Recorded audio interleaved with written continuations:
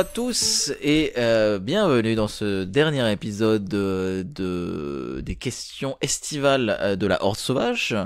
Normalement en fin d'été, le travail va se revenir, j'en suis navré, mais nous on est là pour vous accompagner une dernière fois avec un nouveau thème. Donc on va d'abord se présenter. Donc au micro c'est Quentin. Dans l'ordre que vous voulez, qui veut se présenter en premier? Allez-y. Ouais, à côté de Quentin, c'est David. Bonjour à tous. En face de David, c'est Mika. Bonjour.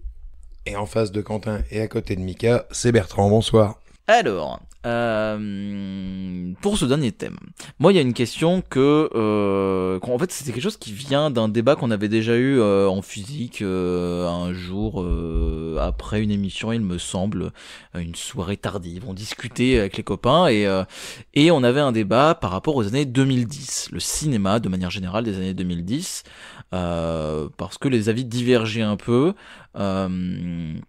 Pour diverses raisons, et une question m'est venue moi en tête, me dire tiens, mais au final qu'est-ce qu'il y a comme film important entre guillemets dans la décennie 2010. Moi mon postulat un peu que j'avais en tête, c'était de me dire imaginons on est en 2050, voilà, imaginons, et vous allez dans les rayons de votre librairie de cœur préférée du coin là, et vous regardez le rayon cinéma avec les grosses encyclopédies, les mille et un films à voir avant d'être mort, des trucs comme ça, voilà. Et vous avez un bouquin, le cinéma des années 2010, avec une liste de, je sais pas, 50, 100 films, quelque chose comme ça, ou en tout cas quelques gros titres, voilà. Et qu'est-ce que on aurait comme titre qui ressortirait? Alors on est en 2025, donc pour moi ça me semble évident que pour l'instant c'est encore un peu tôt pour parler, puisque on a besoin que les films prennent en maturité, et que même nous on prenne en maturité en tant que spectateur, et que le cinéma évolue.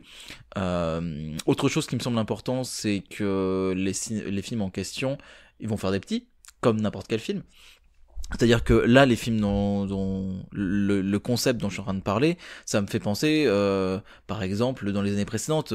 En gros, ma question, c'est un peu quel sera le bon, la brute et le truand des années 2010, le Psychose, le Citizen Kane, le Dictateur, le Certain Lame Show, tous ces films-là qui sont rentrés dans la postérité comme des films cultissimes et des films importants, majeurs. C'est aussi parce que avec le temps ils ont été habilités par des spectateurs, mais aussi par les créateurs de films, et qui les ont réutilisés, ils se sont inspirés, etc.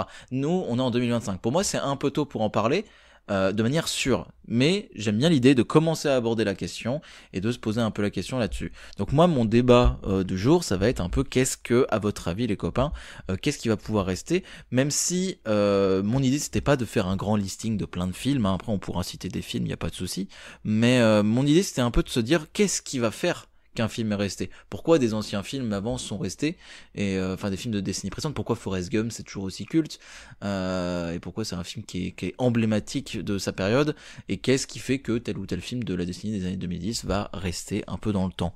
C'était un peu mon postulat de départ. Je sais pas si vous aviez, si quelqu'un veut se lancer pour une première réponse à ma petite question. Alors les années 2010, moi, elles me posent un problème. Ça commence bien. Ouais, non, mais ça commence bien, évidemment. Mais évidemment que des tracteurs qui vont me faire chier. Bah de toute façon, on en a suffisamment parlé en off pour que tu saches un peu à quoi t'attends. Ton venin. Non, c'est pas mon venin, mais c'est quand même une décennie problématique. C'est du venin. Mais non. On a déjà évoqué avec le thème que Mika nous avait proposé il y a quelques semaines autour des, enfin oui, il y a 15 jours, autour des, pas du tout, plus que ça, des licences. Et on avait quand même pas mal parlé des 15 dernières années, entre autres. Donc les années 2010 étaient dedans. Et alors les années 2010, et pour en parler avec pas mal de copains cinéphiles, alors il y a vous les copains, puis il y en a encore d'autres, c'est vrai que c'est une décennie où je trouve qu'il est moins évident que pour beaucoup d'autres décennies, parce que dire que c'est la seule qui soit problématique, peut-être pas, mais c'est une des plus problématiques pour essayer de faire émerger un petit peu des grands classiques, des choses qui vont probablement passer à la postérité. On peut dire que probablement, parce que tu l'as bien dit, on n'a pas un recul de dingue pour l'instant. Pour moi c'est un peu dur d'être aussi aussi dur, quoi. Je pense que c'est un peu tôt pour dire quelque chose d'aussi marqué, mais je comprends quand même. Non, mais oui, je dis pas, j'allais dire c'est ma vérité. Je suis même pas sûr que ce soit ma vérité. C'est mon ressenti aujourd'hui en 2025, tu vois. Mais c'est un ressenti que j'ai depuis déjà quelques années. On est en 2025, on a 5 ans de recul sur la décennie. La décennie, on l'a tous vécu. Vous avez beau être plus jeune que nous, vous l'avez vécu entièrement. Avec un regard conscient que vous étiez dans les années 2010, parce que vous auriez eu 2 ans. À 2 ans, on se fout de l'année où on se trouve.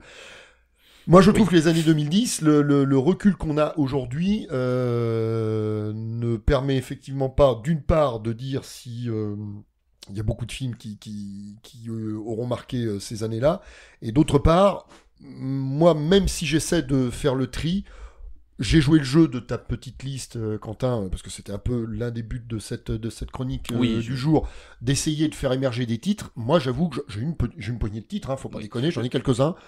Je me permets, je sais pas si t'allais enchaîner avec. Non, je vais pas les donner forcément maintenant.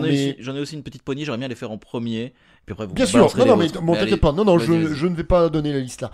Mais même dans la poignée que j'ai de films, je suis pas certain qu'il y ait que des grands films. Ce sont des films que moi j'aime. Voilà, à titre perso que j'aime tous, et pour cause si je les cite. Maintenant, des grands films, on peut peut-être encore diviser. J'ai une liste d'à peine 15 titres. Je pense qu'on peut presque encore diviser par 2 pour dire vraiment les titres que je trouve très importants sur la décennie. Le cinéma, ça va pas être le sujet du jour, donc, mais le cinéma a vachement changé dans les années 2010 pour tout un tas de raisons. Certaines ont été abordées dans le thème judicieusement lancé par Mika. Et du coup, je vais pas revenir dessus, mais le cinéma a vraiment connu des mutations à divers degrés, et ce qui explique probablement en partie que moi je suis peut-être plus sévère, oui, de ton point de vue, Quentin, peut-être un peu plus sévère sur les années 2010 que je peux même l'être sur les années 2000. Parce que moi, les années 2000, j'aurais eu beaucoup moins de mal à trouver une liste de films vraiment importants. Voilà, on a 10 ans de plus de recul. D'accord. Est-ce que c'est suffisant pour dire que c'est le seul problème? Je ne pense pas. L'avenir me donnera raison, me donnera tort, je sais pas. Ça, c'est un autre débat. Toujours est-il que c'était en tout cas amusant de se focaliser sur cette décennie qui aurait pas été forcément ma favorite si tu nous avais laissé le choix, en disant, les copains, vous choisissez la décennie que vous préférez, enfin, qui vous fait envie, et vous me donnez une liste de titres. Là, tu nous as imposé, et c'était le but de la manœuvre, tu nous as imposé cette décennie qui est la plus proche de nous, voilà. Que tu savais ne pas être la favorite de tout le monde, et je trouve marrant d'avoir un peu œuvré là-dedans. Donc, la liste de films viendra évidemment après. L'intérêt, justement, moi j'aime bien le fait que ce soit, c'est la dernière en date, quoi, la dernière terminée en date. Et du coup, ce qui est intéressant, c'est de se poser cette question de, à votre avis, qu'est-ce qui va rester, sachant que c'est une estimation et qu'il y a certainement des trucs, peut-être que dans 30 ans, il y aura des titres où on se dit genre, ah ouais, ça c'est resté, c'est devenu culte. Voilà, des trucs auxquels on parle, mais bien, c'est même probable d'ailleurs. C'est même probable. Des films de ça s'est toujours produit, oui.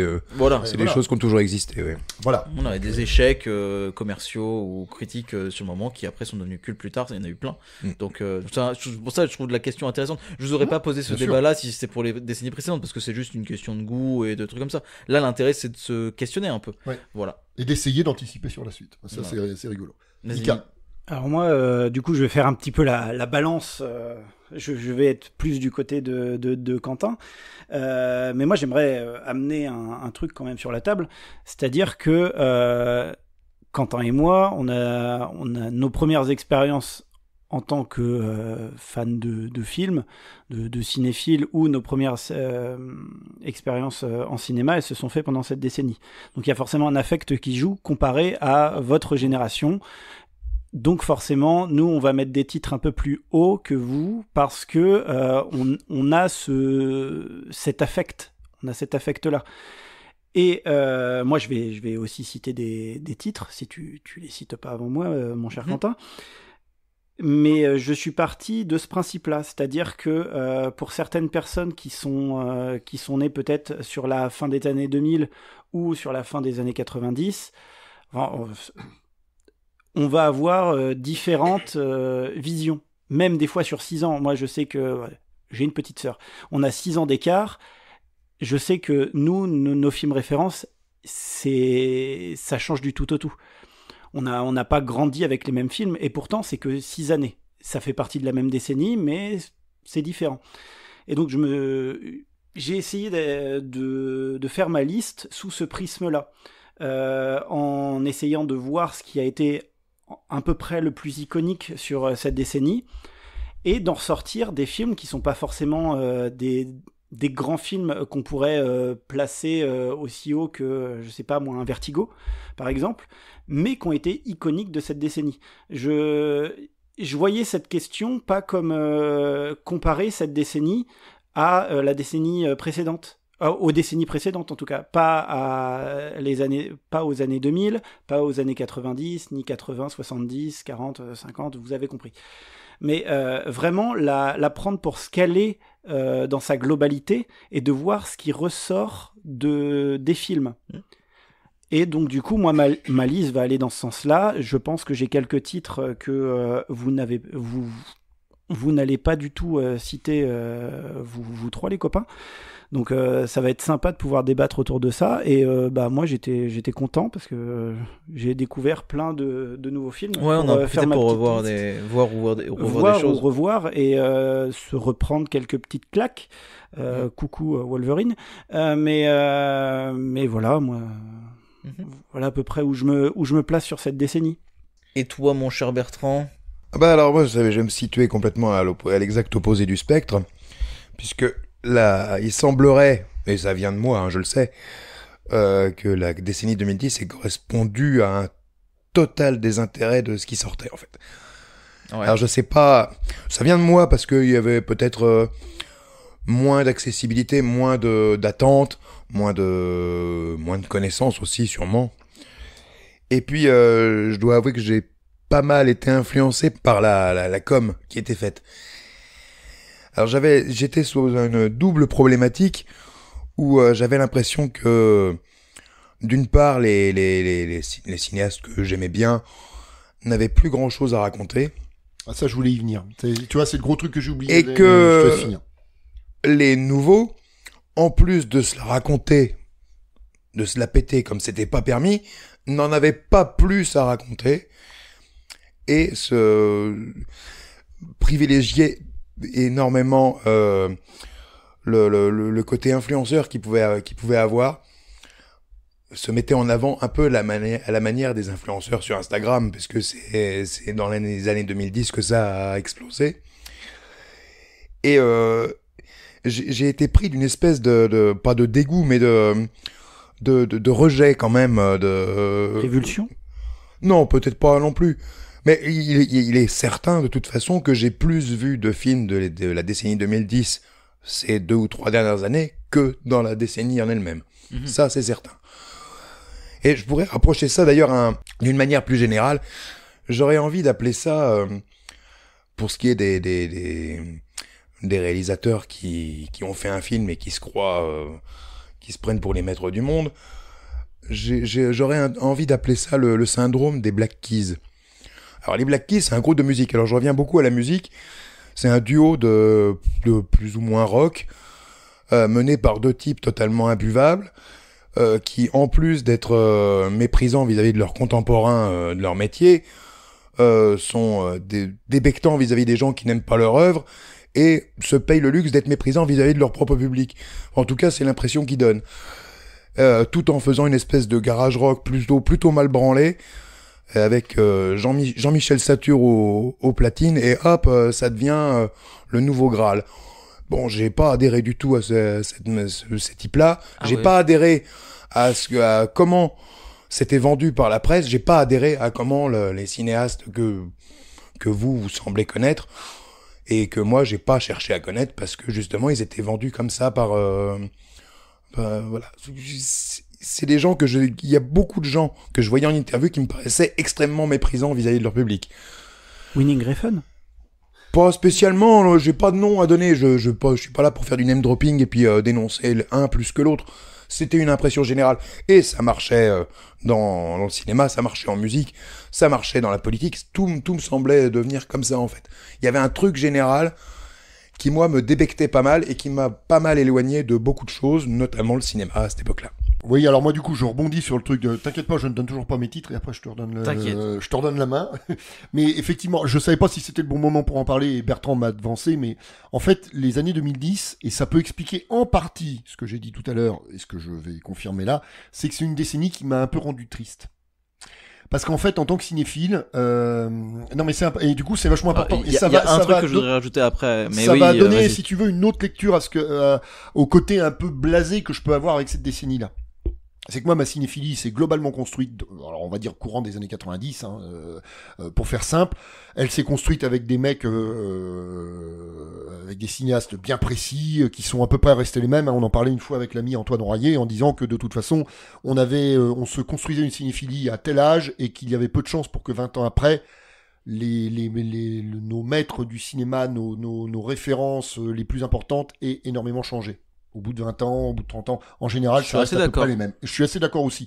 Et je me rends compte que moi, les cinéastes que je vénérais, que je mettais dans vraiment le haut du panier il y a 30 ans, dans les années 90, c'est quand même globalement les mêmes aujourd'hui, avec des petits nouveaux évidemment, qui n'existaient pas forcément à l'époque, que je ne connaissais pas découverts ou carrément pas encore en activité. Donc voilà, ça c'est le truc, c'est la géométrie variable du truc.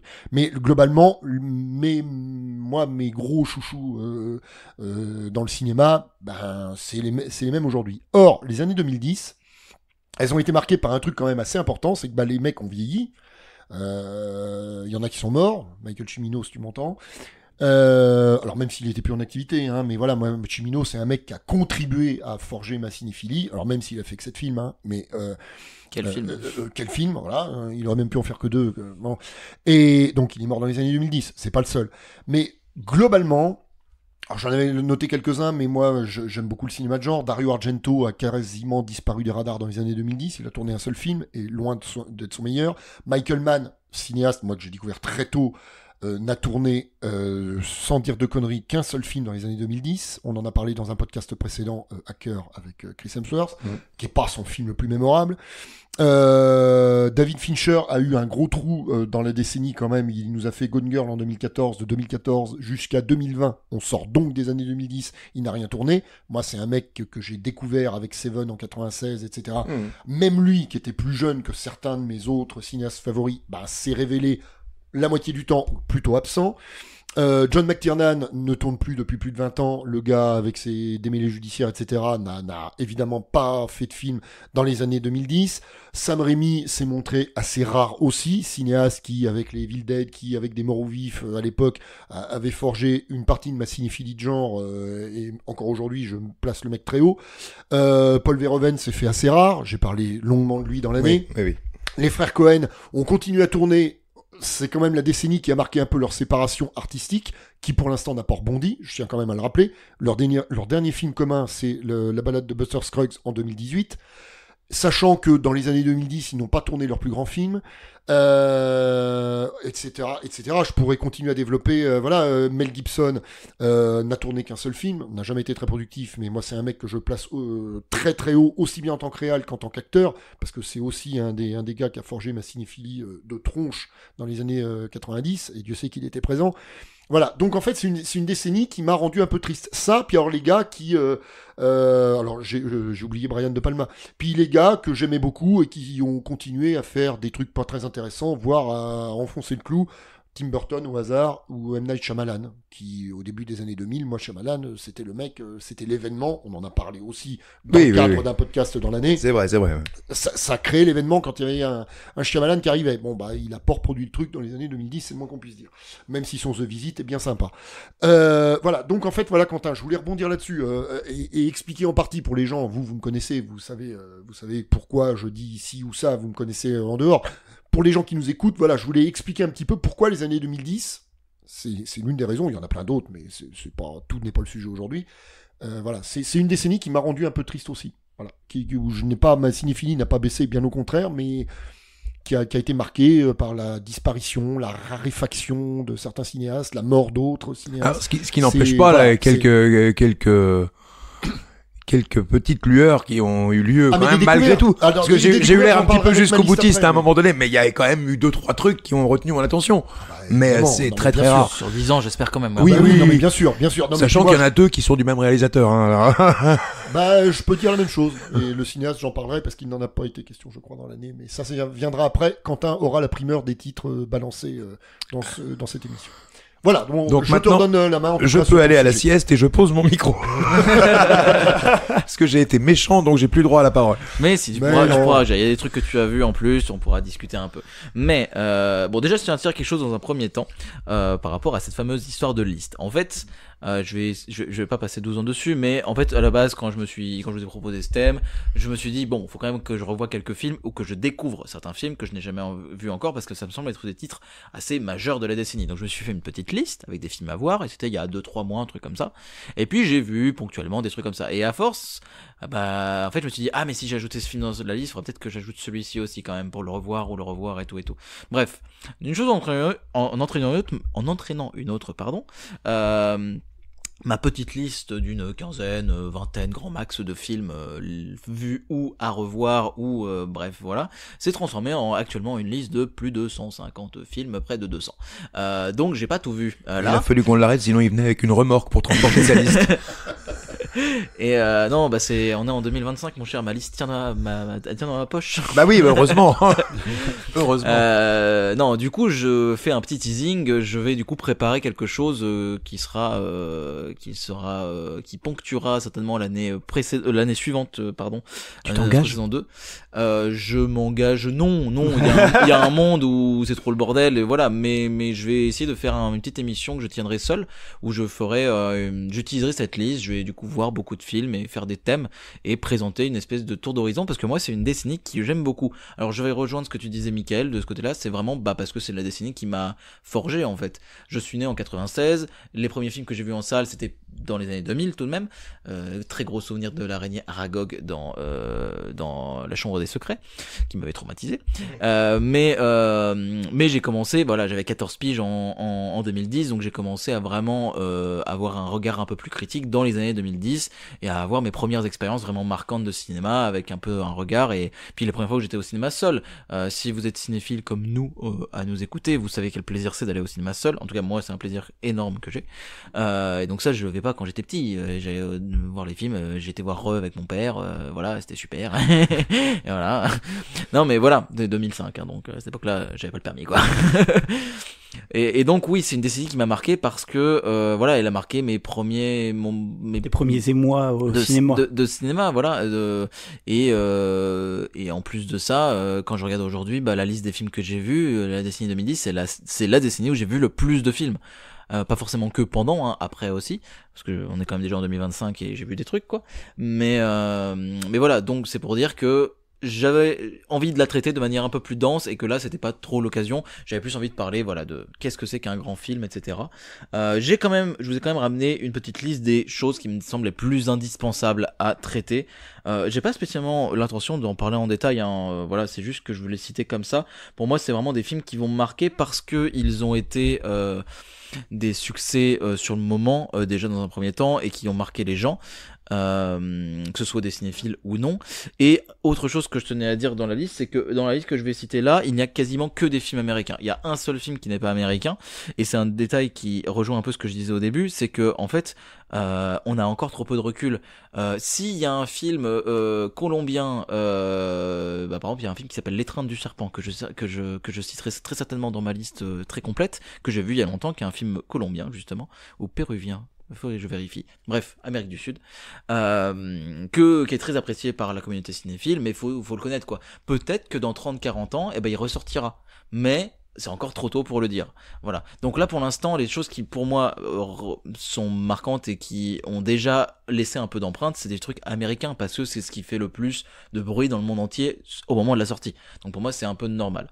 Donc, alors, dans un premier temps, je veux le sortir tout de suite. Pour moi, c'est une évidence. C'est même le plus grand film de la décennie. C'est Fury Road. Soyez témoin. Voilà.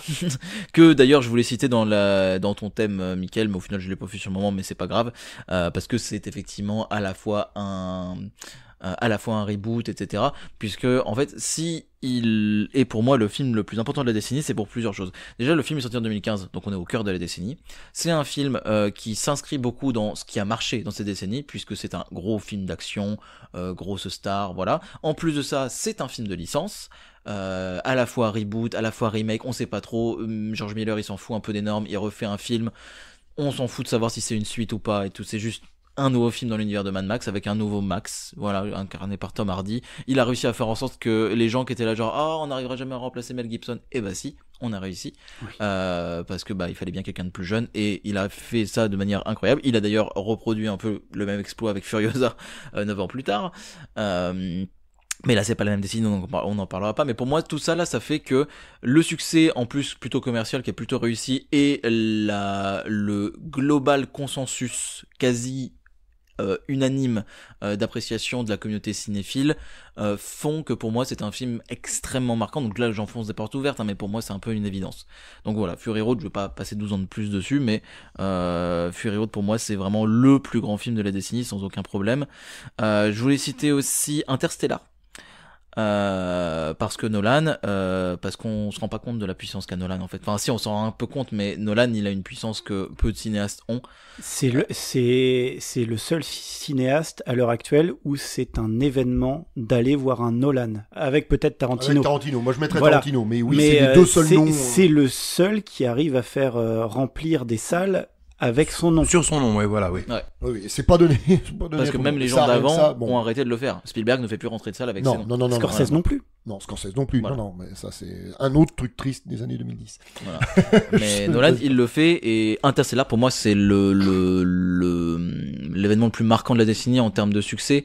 En termes de retentissement, et il y a aussi un côté culturel, c'est-à-dire que Interstellar c'est un peu le nouveau Fight Club ou le nouveau Pulp Fiction des jeunes cinéphiles, ou même pas forcément des jeunes, des gens qui sont intéressés par le cinéma. Et vraiment faut rien voir de péjoratif dans ce que je vais dire, mais des gens qui ont un regard cinéphile d'une passion comme une autre, quelque chose qu'ils aiment bien aller voir des films au cinéma de temps en temps, qui regardent des films mais qui ont d'autres passions dans la vie, la musique ou d'autres choses, ou qui ont d'autres occupations. C'est rigolo que t'en parles, parce que je sais que par exemple si j'avais pas mis le nez dans la série Doctor Who, je pense que je serais passé à côté d'Interstellar. D'accord. Vraiment, j'ai pas vraiment. vu Doctor Who, et pourtant. Mais c'est-à-dire que c'est pas une question d'ouverture d'esprit, mais c'est une question de conformation d'humeur peut-être plutôt. Accueillir les hypothèses extravagantes, même si peut-être potentiellement fondées scientifiquement, dans la joie et la bonne humeur, et ça c'est un truc que fait Doctor Who, et du coup Interstellar c'est hop là. Oui après le film, est-ce qu'il est je vais pas rentrer dans le détail du film parce que sinon on va passer 12 ans sur cette émission, mais les faits sont là. Le film a été un succès énorme au box-office. Il me semble qu'on est sur 700 ou 800 ou 900 millions. Beaucoup de dollars. Je crois pas qu'on ait dépassé le milliard, mais c'est peut-être possible. Il faudrait vérifier. Il a peut-être dépassé le milliard en vrai. Je sais plus trop. Mais bref, un succès aussi énorme. D'ailleurs, Nolan a réussi à faire plus du milliard ou quasiment le milliard avec Oppenheimer, un film avec des séquences en noir et blanc. C'est vrai qu'on aurait pu le citer l'autre fois. On a oublié de le citer, mais il y avait des séquences en noir et blanc dans Oppenheimer, et c'est un succès immense. Un peu plus improbable vu le sujet en plus. Voilà, complètement. Vraiment... Voilà, donc il rassemble. Et puis oui, il y a beaucoup de gens. C'est quoi ton film préféré? Interstellar. Pour beaucoup de gens, et c'est des gens qui vont au cinéma de temps en temps. Voilà, c'est une partie du public. Nous, on est là, cinéphiles, invétérés, à regarder 14 films par jour. Peut-être non. J'allais nuancer mon propos. Et nous, on est les Gaulois dans Astérix. Oui, c'est ça. On est une minorité. Mais Interstellar, c'est voilà. Vous êtes les Gaulois dans l'asile psychiatrique qui est dans le village d'Astérix. Vous, ça c'est encore autre chose. On n'a pas lu les mêmes BD. Non. Non, mais par exemple, c'est un exemple qui m'a où je me suis dit genre depuis quelque temps, je suis actif sur le site Letterboxd, qui est un site de notation de films communautaire, etc. En anglophone, avec une grosse communauté qui est utilisée depuis maintenant une quinzaine d'années, il me semble, quelque chose comme ça. C'est une très grosse. Ouais, c'est le site le plus utilisé et tout en termes de en termes de notes et tout. Interstellar, pour information, a été noté plus de 4 millions de fois. Donc c'est quand même la moyenne, est quand même, sur ces 4 millions de fois, plus de 3 millions de personnes ont noté le film 5 sur 5. Oui. Il a une des meilleures moyennes de l'histoire du site. Donc 3 millions de personnes se sont quand même dit, voilà, et c'est plus des 3/4, voilà, et d'en mettre la note maximale. Alors, ça vaut ce que ça vaut, bien sûr, hein, on peut se dire, ah, il y a des notes, machin, les gens, voilà.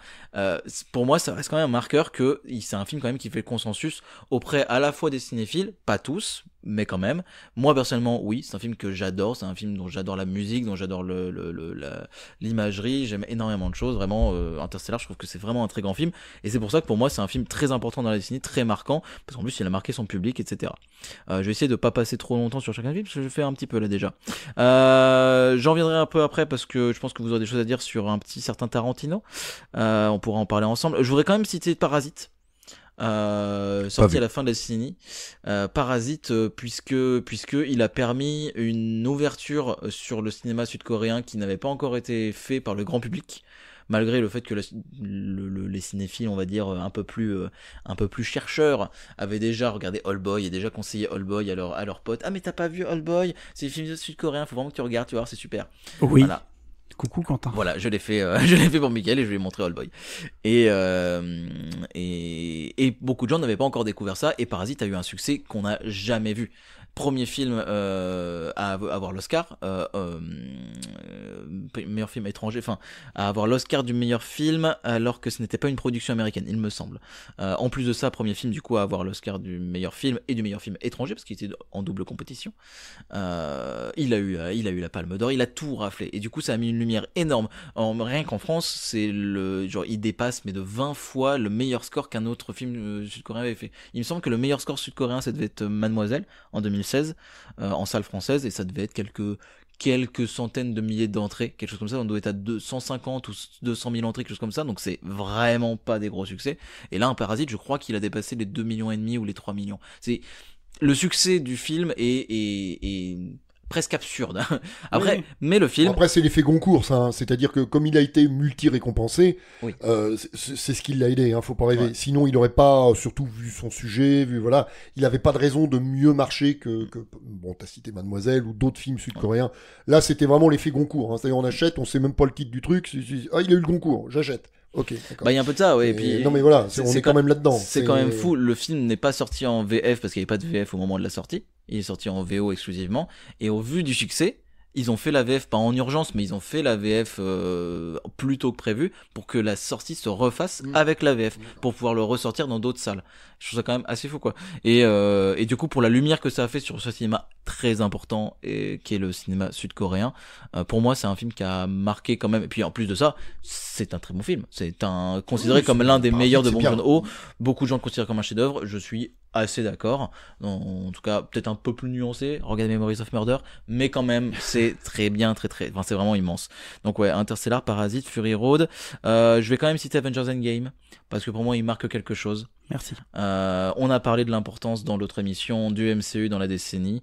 Pour moi, le point d'orgue, c'est Endgame, même si c'est pas le meilleur. Hein. Moi, si je vais citer en termes de qualité, je suis un gros client du MCU au début, même enfin voilà, j'aime beaucoup aimé. Premières années, ouais. Des 10 premières années. Hein. Jusqu'à Endgame, il y a des choses que j'aime moins et des choses que j'aime bien. Je trouve qu'ils ont réussi à faire sur 10 ans, il y a 25 films, un truc comme ça, pour arriver à Endgame, il me semble.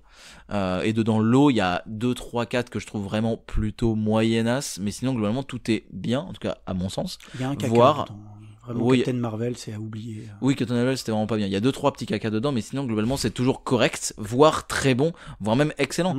Pour moi, le premier Avengers, c'est Guardians of the Galaxy, c'est vraiment ce qui est en point d'orgue, voilà, mais c'est mes goûts personnels. Mais Endgame n'est pas du tout là-dedans. Même Infinity War est bien meilleur, mais Endgame, en termes de... Kevin Feige, il est arrivé en 2005 et il a fait, ok, j'ai une idée. On a réussi à faire des entrées là avec X-Men, parce qu'il avait produit X-Men. Oui, ça je sais. Et il a fait, je vais faire un truc beaucoup plus, on va faire quelque chose de plus ambitieux. Et notre idée, ça va être de détrôner James Cameron, quoi. Parce que Cameron, c'est le meilleur. J'adore quand tu me racontes ça. Vas-y. Il avait fait son Titanic, qui avait fait plus de 2 milliards au box-office. Voilà, il est tout seul sur le toit du monde. On va le détrôner. Bon, entre-temps, il a peut-être fait Avatar, qui a fait 2,7 milliards. Du coup, ils ont un nouveau défi à battre. Mais ils ont réussi à le faire. Et même si après, Cameron a ressorti le film en Chine, et du coup, ça a remis Avatar en première place, et ça, je trouve ça très marrant. Ils ont ressorti Avenger aussi. Ouais, ils ont fait un peu la guerre comme ça, mais ça n'a pas marché.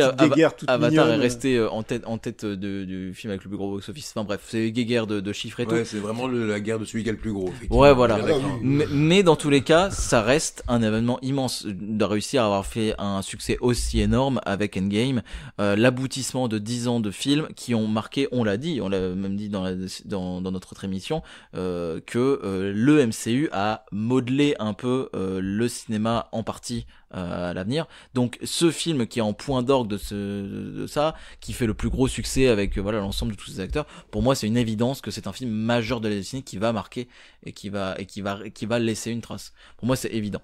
Donc Endgame, j'ai dit Parasite, Interstellar, Fury Road.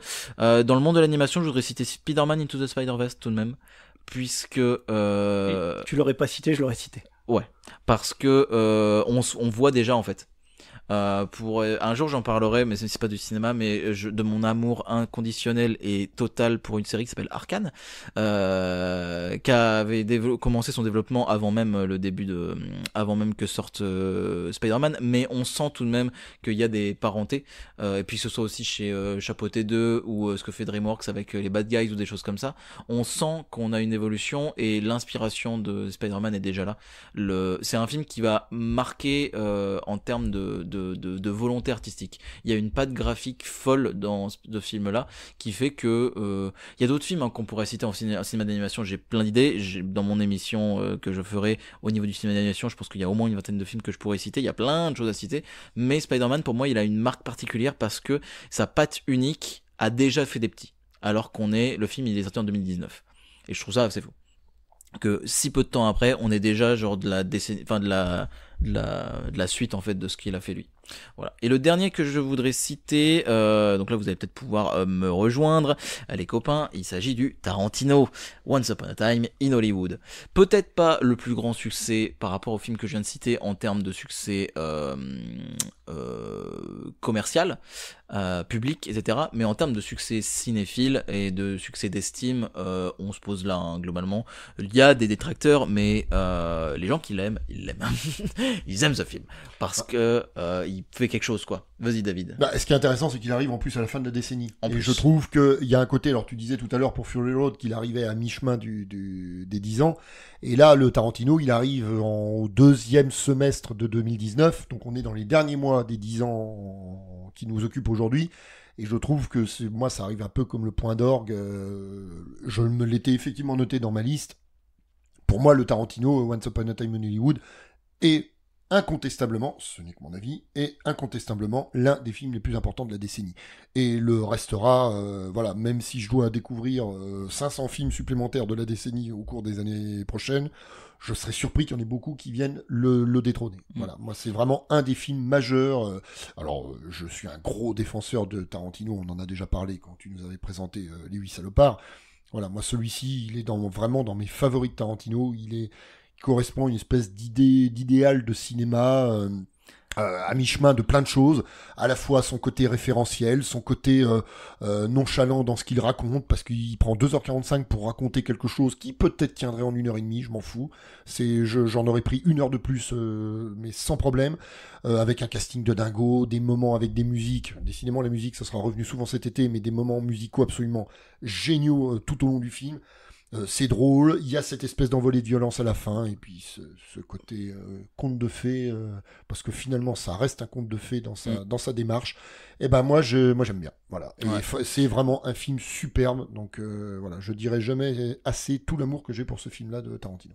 Mais c'est marrant, mais on peut faire presque le parallèle avec un autre film qui porte un peu le même nom, Once Upon a Time in America, parce que on a un peu ce côté où quelques années plus tard, alors il n'y avait pas la même distance parce que Giula Testa, il était une fois la Révolution sort en 71 et du coup l'autre Léon refait un film 13 ans plus tard. Enfin, il a galéré pour le faire, hein, mais voilà. Mais il y a un peu ce truc où il sort un film somme, un truc assez immense, un peu majeur qui sort et qui du coup est un peu le reflet de quelque chose qui était un peu ancien, parce que du coup le Tarantino qui de 2019, déjà le film se passe dans les 70, donc déjà il y a un côté hommage au vieux cinéma, et puis Tarantino, sa décennie c'était les années 90, 2000, avec Kill Bill il était un peu sur le tour du monde, il y a le début des années 2010, fin 2000 avec Inglourious Basterds et Django, où à ce moment-là voilà, Tarantino c'est vraiment un peu le patron, et il y a un petit trou, alors oui il y a les 8 salopards dont j'ai parlé un petit peu,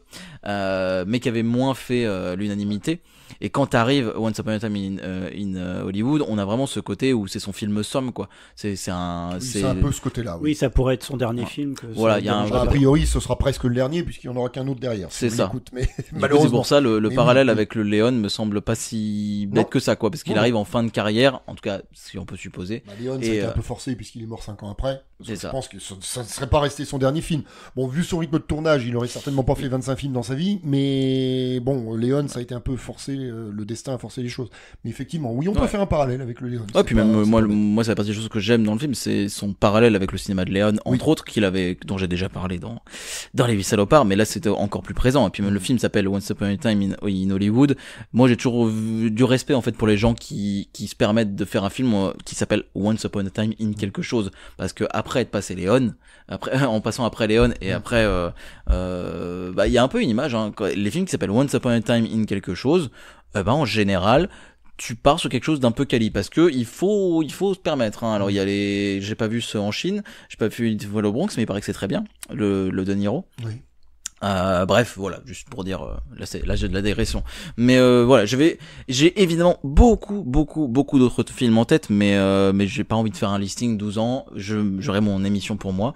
Donc là après, je vais pouvoir me permettre de vous laisser parler les copains. Qui c'est qui veut commencer? Donc alors, avec Mika, on va donc en alternance balancer quelques titres, effectivement, quelques occurrences. Alors vous réagissez évidemment, Bertrand, Quentin, en fonction de ce qu'on a vu ou pas. Ouais, voilà. Voilà, et puis de votre ressenti, il n'y a pas de problème. L'aurez-vous capté, il y a eu une pause. Je vais commencer par moi les titres que je trouve les moins importants, hein. Je l'ai dit, dans ma liste déjà assez courte en fin de compte, ce ne sont pas que des films importants, c'est des films que j'ai trouvé vraiment significatifs, bien, voilà. Alors je vais commencer par exemple avec Skyfall. C'est une entrée voilà, qui me plaît bien, peut-être le meilleur James Bond de l'histoire de la licence avec Casino Royale. Merci. Voilà. Donc j'ai beaucoup aimé Skyfall, c'était un plaisir de le revoir en général. Il est sorti sur la décennie qui nous concerne. Et puis voilà. Oui, c'est très bien. Je l'ai pas revu depuis le ciné, hein, je l'avais déjà dit dans un podcast précédent. Mais oui, je veux le revoir pour l'occasion, et j'ai aucun problème à le citer dans les films importants de la décennie. En tout cas, dans une sélection un peu large, quoi. Oui, voilà. Mais c'est ça. Voilà. C'est pour ça que je le cite là. Il est pas si on devait faire des tops, il serait pas top 5, 6, 10. C'est pour ça que moi j'ai cité quelques films qui pour moi étaient un peu particuliers. Mais là, Skyfall pour moi il rentre clairement dans la liste des on va dire des gros titres un peu burnés. Dans la liste burnée, il sera dedans. Vas-y, excuse-moi. Ouais, bah, moi je tiens quand même à rappeler que mon listing est pragmatique. J'essaye d'avoir un peu de détachement, même si ce que je vais citer j'aime beaucoup, mais je vais avoir un certain détachement et me fier à certains faits aussi. C'était un peu l'idée que j'avais effectivement, donc ça me va très bien. Et moi je vais citer Intouchable. Tout simplement, parce que on parle quand même d'un film français qui est sorti en France, qui a su trouver son public de l'autre côté de l'océan. On parle quand même d'un film qui détient le record de rémunération, c'est-à-dire que c'est le film le plus rémunérateur ever sur toute l'histoire du cinéma, d'un film qui n'est pas tourné en anglais. T'as pas compris. C'est le film qui a rapporté le plus d'argent, pas tourné en anglais, quoi.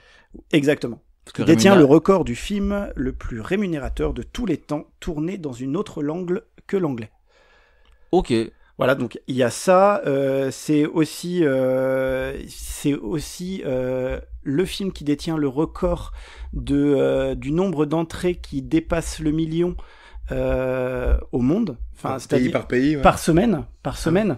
Ah ouais. C'était le dernier détenteur, c'était quand même Titanic, James Cameron. Donc c'est pas rien, quoi. Donc le film a été un événement en France et en dehors de la France. Voilà, et ça a été prouvé que c'est le film le plus vu de la décennie 2010. Ok. Voilà. Vous pouvez trouver ça sur la page Wikipédia, bien évidemment. Mais moi, je trouve que c'est Intouchable, c'est quand même quelque chose. Ça a donné aussi une carrière à l'étranger à notre cher Omar Sy. Ah oui. Voilà. Mais on croise quelqu'un dans la rue, on dit vous connaissez Intouchable ? Tout le monde le connaît. Oui, bien sûr. Voilà. Donc, pour moi, il est important. Oui. Et en plus de ça, moi, je le listerai donc... Puis Cocorico, c'est français. Oui, moi, je le listerai dedans sans problème. Et en plus de ça, c'est un film que j'aime vraiment, vraiment, vraiment moi très, aussi. très fort. Donc oui, moi, j'ai aucun problème à le citer. Du coup, j'enchaîne. Oui, si tu veux. It Follows. Film fantastique. Ouais. Avec une approche qui ne révolutionne pas forcément le cinéma fantastique, mais qui a une petite volonté quand même de bien foutre les jetons avec pas grand-chose. Je trouve que c'est quand même assez... Enfin, le concept est quand même assez intéressant. Alors, on va pas le dévoiler aujourd'hui, bien sûr. Mais voilà, It Follows, moi, je conseille quand même d'aller jeter un œil. Pour les amateurs de ciné de genre, moi, je trouve qu'il y a une vraie proposition dedans. Effectivement. Après, en termes de proposition originale d'horreur, on se pose quand même là. Oui, c'est assez original. Je sais pas si ça révolutionne pas, je sais pas. Mais moi, j'irais peut-être pas jusque là, mais quand même, hein, on est vraiment sur. Je sais pas s'il révolutionne. En tout cas, il y a une vraie proposition qui se veut un peu en marge. Pour moi, il fait partie de cette vague de cinéastes d'horreur, enfin de films liés à des jeunes cinéastes d'horreur fin des années 2010, qu'il va falloir que je cite effectivement dans ma partie un peu cinéma d'horreur. Évidemment, on a parlé un peu de Eggers dans d'autres émissions qu'on a enregistrées cet après-midi, mais pareil pour Ari Aster ou des cinéastes comme ça, des films comme Midsommar, It Follows ou The Witch, c'est des films qui pour moi vont marquer un peu, ont déjà marqué un renouveau dans le cinéma de genre, horreur, etc. Donc clairement, It Follows, oui. Bon, j'ai plus de problème avec Another Silver Lake, mais ça c'est autre chose. Ah oui, et ça c'est un autre débat effectivement. Mika. Moi je vais enchaîner avec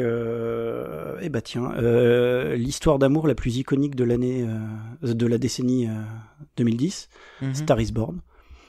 Star is Born, encore une fois, super film, une BO qu'on a réentendu encore et encore. Oui, peut-être même un peu trop d'ailleurs, mais ça c'est un autre débat. Non, Lady Gaga c'est jamais trop. Non, mais oui, moi, j'aime beaucoup Lady Gaga bien sûr, mais bon, voilà, il y a eu un peu un matraquage, mais bon, c'est autre chose. Encore une fois, c'est quelque chose d'iconique au possible de cette décennie-là. Et je pense qu'on peut pas passer au-delà de ce film sur cette décennie. Rappelons que c'est quand même une relecture d'un film déjà existant.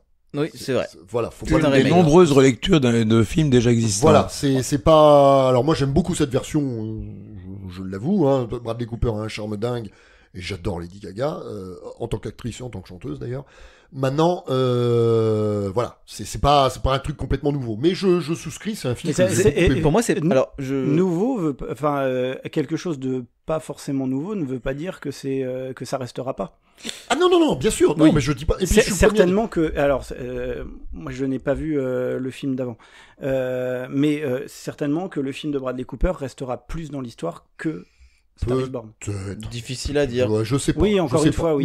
Mais en tout cas, c'est qu'il soit dans ta liste, je trouve ça bien. Après, le Scarface de Palma a réussi un peu à entériner le Scarface l'ancien. Pas un peu, il l'a totalement. Alors, non, parce que les cinéphiles sont encore là pour dire il y a un vieux Scarface, et moi je le préfère. Moi personnellement, j'en fais partie, parce que Dieu sait que j'aime De Palma. Dieu sait que je préfère le Howard Hawks, mais bon, c'est voilà. Oui, c'est Howard Hawks, c'est vrai. C'est Howard Hawks, et puis il fait partie des De Palma qui me posent problème. Et encore une fois, De Palma fait vraiment partie des cinéastes que je chéris. 30 ans à me faire pourrir pour entendre enfin Monsieur Verdier dire du mal de je dis pas du mal de Palma. On ne peut pas dire du mal, c'est juste et puis merde, voilà. Alors je me permets pour juste de quand même commenter histoire d'écrire un petit peu de discussion. Mais alors moi je suis moins d'accord sur A Star is Born. Alors oui, le film a marqué, etc. Moi je pense qu'il va un peu passer dans, on va dire, une catégorie un peu en deçà. C'est-à-dire que, tu vois, genre, sur mon exemple de bouquin avec les 100 films des années 2010, je pense que il ferait partie des, dedans, je sais pas, il ferait mais partie des films où moi, si je devais faire cette liste, je le considérerais, mais il y a moyen que je le mette sur la sellette et que je l'écarte, quoi. Si je devais faire un volume 2, peut-être il serait dedans. Mais dans un volume 1. Les rattrapages, les films rattrapages. Ouais, voilà. Les chutes. Ce serait un peu c'est un peu à ça que va ressembler mon émission, hein, je pense. Donc, Les entames. donc ouais, bref, mais c'est très bien, hein, j'ai beaucoup aimé. Je préfère la première partie à la seconde, mais bref. Moi aussi. Mais bref. Mais ça a été un film très estimable et bravo de l'avoir cité, Mika. Oui. Donc on était sur Star Bound, Oui, voilà. c'est à toi. Bon bah là on va peut-être passer vite parce que finalement tu l'as cramé, mais et je vais le citer parce que c'est son premier, donc qui a lancé cette carrière significative, mais The Witch. On va rester dans le cinéma de genre. Eggers en a tourné 2, donc dans les années 2010. Ouais. Voilà. Moi, The Witch, que j'avais beaucoup aimé, qui était encore mon préféré il n'y a pas si longtemps. J'avoue que Nosferatu le chatouille sérieusement pour la première place. Voilà, The Witch, il y a une vraie proposition différente. C'est un film pas facile. Il joue pas la simplicité. Film d'époque, une esthétique de dingue déjà dans son premier film. Enfin, il a déjà posé un peu tous les jalons qui vont faire les caractéristiques de son cinéma si fort à Eggers. Alors, je suis pas inconditionnel de tout ce qu'il fait, mais The Witch posait quand même un petit peu le bordel et bah maintenant on est obligé de compter avec lui dans le cinéma de genre. Et c'est très bien. Moi j'aimerais bien qu'il y ait plus de gars comme ça. Donc The Witch 2016, 2015, 2016, je sais plus, voilà, qui lance la carrière et accessoirement avec notre charmante Anna Taylor-Joy dans le rôle principal. Voilà. Ouais. Pas vu. Non, comme je l'ai cité tout à l'heure. Tu l'as cité, voilà, mais je voulais quand même le nommer. Tu l'as cité, mais je voulais quand même qu'il figure dans la liste des films. Alors voilà, je le mets pas dans le haut du panier, mais dans les films importants qui lancent quelque chose, en l'occurrence une carrière, en tout cas. Voilà, et puis il y a quand même du vrai cinéma là-dedans. Voilà. Alors, en général, on cite pas ce genre de film dans les films qu'on retient sur une décennie. Moi, j'aimerais quand même parler de comédie. Parce que les comédies, on n'en a pas tant parlé que ça cette année, c'est vrai. Sur cette saison 1. Je suis d'accord. Je me permettrai un commentaire quand tu auras présenté ton film. Voilà, alors moi ça va être... je vais citer 3 films. Je vais tricher, David, j'en suis navré. J'en connais au moins un. Voilà. J'aimerais vraiment citer mes 3 plus gros fous rires devant un film de cette décennie. Attends, avec The Nice Guys donc j'en avais de Shane Black. J'en ai un deuxième en tête. Et 21 et 22. Ah bah c'était les deux, ok. Parce que franchement c'est des barres de rire et c'est important de rire dans la vie et que il n'y a pas que on peut aimer le cinéma un peu plus léger, que ça soit aussi marquant. Carrément. Mais bah du coup le commentaire que j'avais en tête, tu voulais dire quelque chose? Non mais vas-y. Le commentaire que j'avais en tête, c'était que là, en faisant ma petite analyse et ma petite rétrospective des années 2010, petite étant un euphémisme ici, j'ai remarqué effectivement que ce qui ressort, les films qui ressortent beaucoup, il n'y a pas beaucoup de trucs très très joyeux. Voilà, alors que quand on regarde, on me dit films des années 90 ou 80 emblématiques, quand tu réfléchis un peu, tu vas avoir des sets qui vont ressortir, il y a pas mal de choses qui sont fun, quoi. Des choses qui sont plutôt... Oui, il y a même des films qui trucident dans la joie et la bonne humeur, effectivement. Ouais. Oui, voilà, mais c'est des trucs qui ont marqué leur temps et qui sont... Tu vois, un film comme Retour vers le futur, qui est emblématique au possible de son époque, ça reste un film tout public, un film d'aventure, voilà, quoi. Est-ce que on a de ça... C'est drôle. Un film en plus marrant et tout. Oui. Est-ce qu'on a de ça dans les années 2010 ? On va avoir le MCU qui se rapproche un peu de ce genre de recette-là. Ouais, mais là, c'est l'espèce de travers qui s'est multiplié au centuple de choses sérieuses et après une bascule entre tous les personnages sont complètement dans la distance avec les événements et rigolent de tout et de rien. Mais oui, non, je vois très bien ce que tu veux dire. Moi, c'est quelque chose qui me plaît pas toujours. Il y a des gens qui arrivent à le faire bien. Spielberg en particulier est très très fort pour ça. D'ailleurs, il a peut-être fait un film dans ce genre-là, dans ces décennies-là, que moi je citerai dans les films un peu marquants tout de même. Mais voilà, quand on regarde un film comme Jurassic Park ou d'autres films un peu de cette époque-là, bon, Spielberg, mais aussi ou encore même du Pirates des Caraïbes, par exemple, des choses comme ça. C'est des films qui ont pour moi marqué leur temps et qui étaient des grands films d'aventure ou des films avec parfois des petites pointes d'horreur ou de machin dedans. Mais sinon, c'est du cinéma grand public. Ouais. Et ça, dans les années 2010. Il y en a, par-ci par-là. J'aurais une catégorie avec des films comme ça, mais déjà d'une, il n'y en a pas tant que ça qui sont un peu dans cette vibe, un peu good vibe, voilà, qui ont marqué. Et ceux qui vont avoir marqué, ça va être justement des films qui sont sortis un peu du lot, que tu vas peut-être citer, Mickaël, certains, des choses qui ont voulu tenter, des films qui ont voulu tenter un peu autre chose et qui du coup sont peut-être justement un peu moins joyeux, mais qui rentrent dans ce cadre-là. Genre des films un peu super-héros et tout, mais qui sont pas forcément des films joyeux et qui sont peut-être un peu des chefs-d'œuvre. Oui, voilà. Bon, vu qu'il me lance dessus, je vais peut-être le dire, parce que j'ai une liste plus longue que la tienne. Vas-y. On va parler de Logan.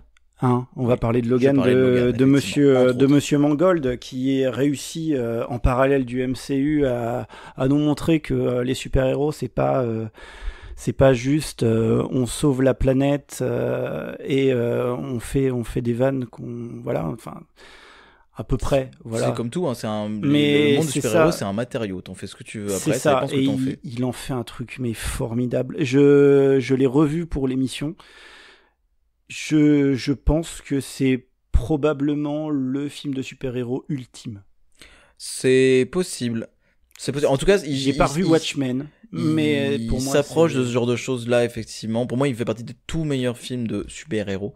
Et en plus de ça, le parallèle avec le cinéma, quand on avait fait notre émission sur les semaines de licence, j'avais fait un parallèle avec le cinéma de western des années 50. Oui. Et pour moi, Logan, il rentre totalement dans un peu la mouvance et l'arrivée du western crépusculaire et ce genre de choses. Il fait même référence, alors il fait référence à du cinéma western classique dedans, mais il y a quand même la référence au western qui est pas anodine. Oui, le traitement des toujours couleurs. Un cinéphile dans notre groupe d'amis qui est là. Logan, ce n'est pas un film de super-héros, c'est un western. Bah, il y a un peu de ça, hein. Il y a un peu de ça. C'est un film de super-héros, mais les genres des films se croisent et s'entrecroisent de toute façon. Mais oui, c'est un film de super-héros parce qu'on a un super-héros dedans. Enfin, c'est une histoire de super-héros, c'est tiré d'un comic, voilà. Mais par contre, le film traite ça de manière totalement différente. Et pour moi, c'est ça qui fait la marque des films importants et des films marquants. Et je pense qu'effectivement, Logan a sans problème sa place dans les films marquants de la décennie parce que c'est un film qui va qui s'inscrit même dans le monde du cinéma. Il fait référence au cinéma, on peut faire des parallèles comme je viens de le faire avec le cinéma ancien et tout. Il y a quelque chose de majeur avec Logan. J'ai pas vu la version noir et blanche, mais je crois qu'elle sert à rien. Mais non, elle sert à rien. Mais le film en lui-même, je l'ai revu il y a quelques semaines et qu'est-ce que c'est génial, quoi. C'est pas pour moi mon film préféré des super-héros. Il y a des trucs que je préfère, mais c'est vraiment des goûts personnels. Mais il est vraiment, en termes de pure objectivité et de qualitativité, c'est tellement bien. Et de conclusion de personnage. Parce que c'est un personnage qui nous a été présenté il y a plus de 20 ans. Enfin, ouais, c'était quasiment, c'est 2000 tout court. 2000, donc Logan, c'était en 2017, donc ça faisait 17 ans qu'on connaissait ce personnage.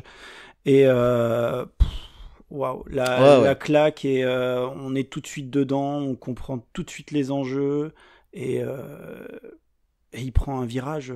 Ouais, ça traite les choses différemment, et il y a un côté hyper sérieux. Mais du coup, voilà, ça revient à ce que je disais, quoi. Genre, le cinéma grand public, etc., pour qu'il soit marquant dans cette décennie-là, il faut qu'on en fasse quelque chose de différent. Parce que, on en a trop, il y en a trop de, voilà, oui, les Gardiens de la Galaxie, oui, c'est bien, c'est très bien. Est-ce que ça va marquer son temps? Un peu, oui, c'est possible. Ça va marquer, en fait, mais les Gardiens vont marquer plus l'histoire du MCU que la décennie, je pense. Parce que je l'avais noté dans ma liste, mais en fait, en causant avec toi, enfin avec vous, je me rends compte que en fait, c'est juste un renouveau dans le MCU. Ça apporte une fraîcheur dans ce MCU déjà vieux de quasiment 8 ans. Oui. Donc c'est important, mais à l'échelle du MCU. C'est peut-être pas important à l'échelle de la décennie. Je sais pas.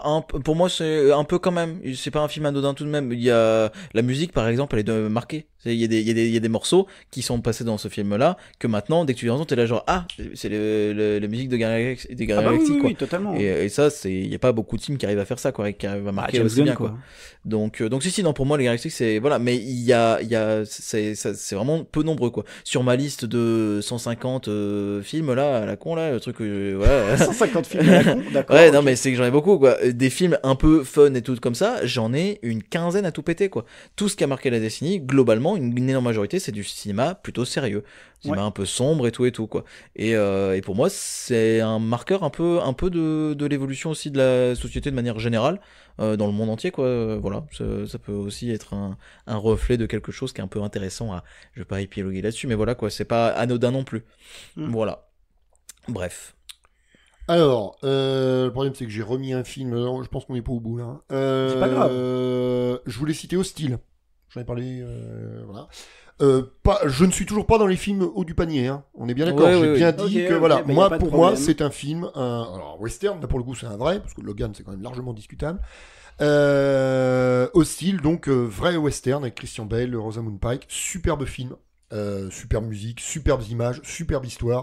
Voilà. Un film que je conseille. Je crois qu'on est deux à l'avoir vu autour de la table. Ouais, moi je l'ai vu il y a pas très longtemps. J'ai pris une méga claque aussi. J'ai trouvé ça incroyable. Voilà. En revanche, moi je suis plus un peu comme Star is Born. Pour moi, c'est des films où voilà, si je vais faire la liste des machins, il y a moyen que voilà, pas un classement, pas un top, une liste. Ouais, attention. Voilà, oui. Non, mais moi dans dans la liste des films à voir, tu vois, on pourrait appeler ça liste des films à voir. Ouais, c'est ça. Pas la liste des films importants.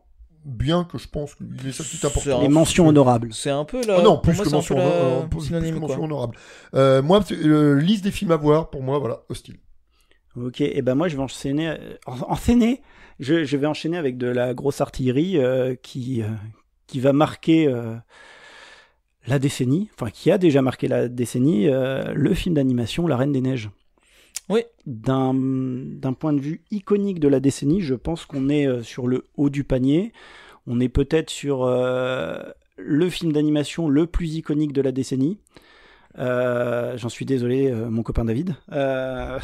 Non, mais on parle quand même d'un film d'un film d'animation qui dépasse le milliard d'entrées. Ce qui est, ils n'avaient pas réussi à faire ça depuis Le Roi Lion, quoi. Oui, depuis Le Roi Lion. Non, de Toy Story 3. Le milliard d'entrées ou le milliard de box-office de rentrée d'argent? Ouais, de milliards de dollars au box-office. Oui, au box-office. J'ai dit quoi? J'ai dit entrée? Oui. Pardon, excusez-moi. Non, j'ai pas. Excusez-moi. Non, il y avait Toy Story qui avait réussi en 2010. Toy Story 3 avait dépassé le milliard. Ouais. Voilà, qui dépasse les 1,2 milliards d'ailleurs du Toy Story 3. Et donc du coup, ensuite dépassé 3 ans plus tard par La Reine des Neiges. La Reine des Neiges, on peut appeler ça un phénomène. Hein. Que ce soit la BO, les princesses qui sont des modèles pour toutes les petites filles qui ont grandi dans les années 2000. Et puis surtout, le film d'animation qui a dépassé La Reine des Neiges, c'est La Reine des Neiges 2, sorti en fin de décennie, en 2018 ou 2019, je ne sais plus. Mais la Reine des Neiges, difficile de passer à côté. Oui. Okay. Oui, non, mais oui, tu as très bien résumé. Effectivement, le film a été un événement, donc difficile de ne pas le citer comme un film un peu marquant. Mais il fait partie de ces films où on entendra parler encore, dans 10 ans, dans 20 ans, dans 30 ans, on entendra encore parler de ce film-là. Oui. Même si on sera conscient que c'est pas, voilà. Mais ça a marqué les jeunes, et pas que, mais quand même.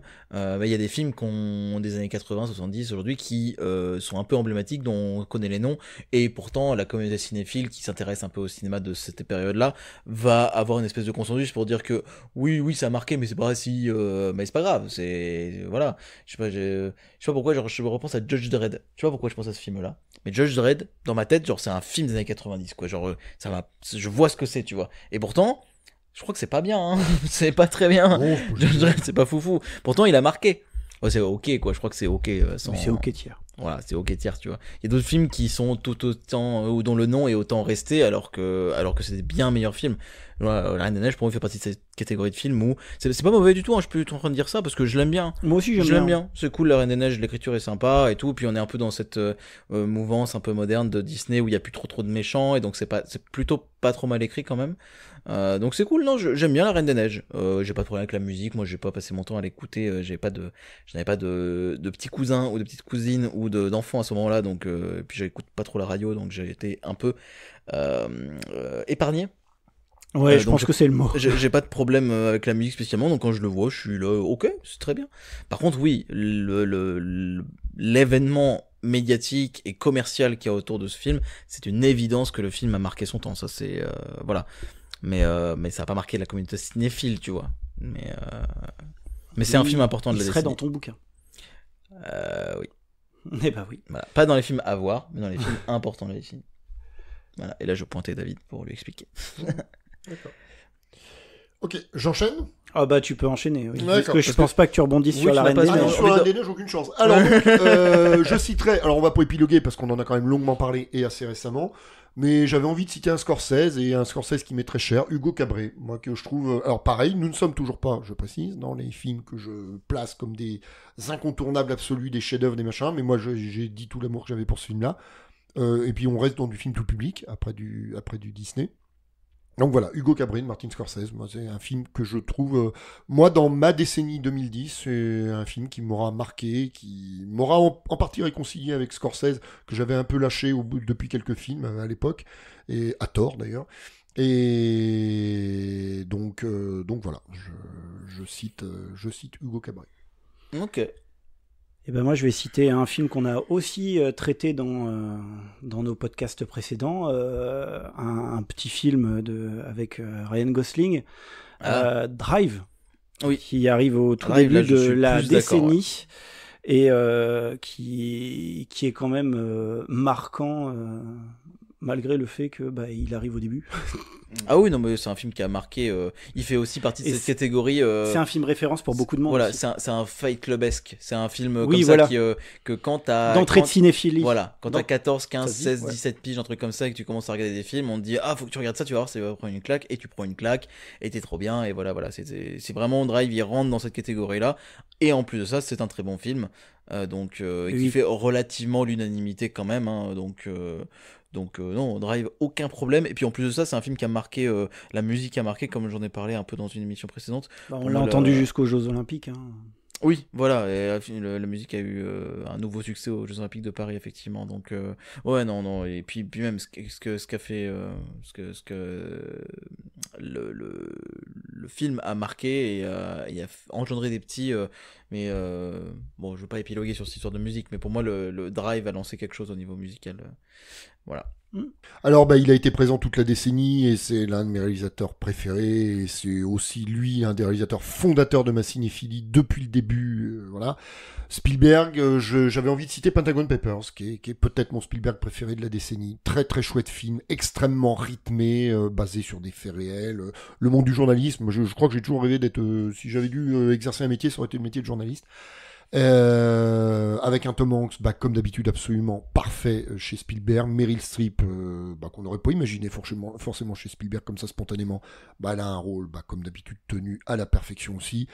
Très très chouette film de Spielberg. Et puis petite mention personnelle, étant tintinophile là aussi depuis que je suis gamin, moi j'aime beaucoup son Tintin, Le Secret de la Licorne, sorti en 2011. Je sais qu'il a des détracteurs, des gros détracteurs, mais moi c'est un Spielberg que j'aime beaucoup, voilà, à titre personnel. Et comme il a inauguré lui pour le coup la décennie, je sais pas si c'est des films incontournables de Spielberg, en tout cas je les aime beaucoup tous les deux. Des monuments, sa filmographie en regorge par ailleurs. Mais moi pour la décennie qui nous occupe, moi premier contact, pardon, je viens de griller une autre ligne de ma liste, c'est pas grave.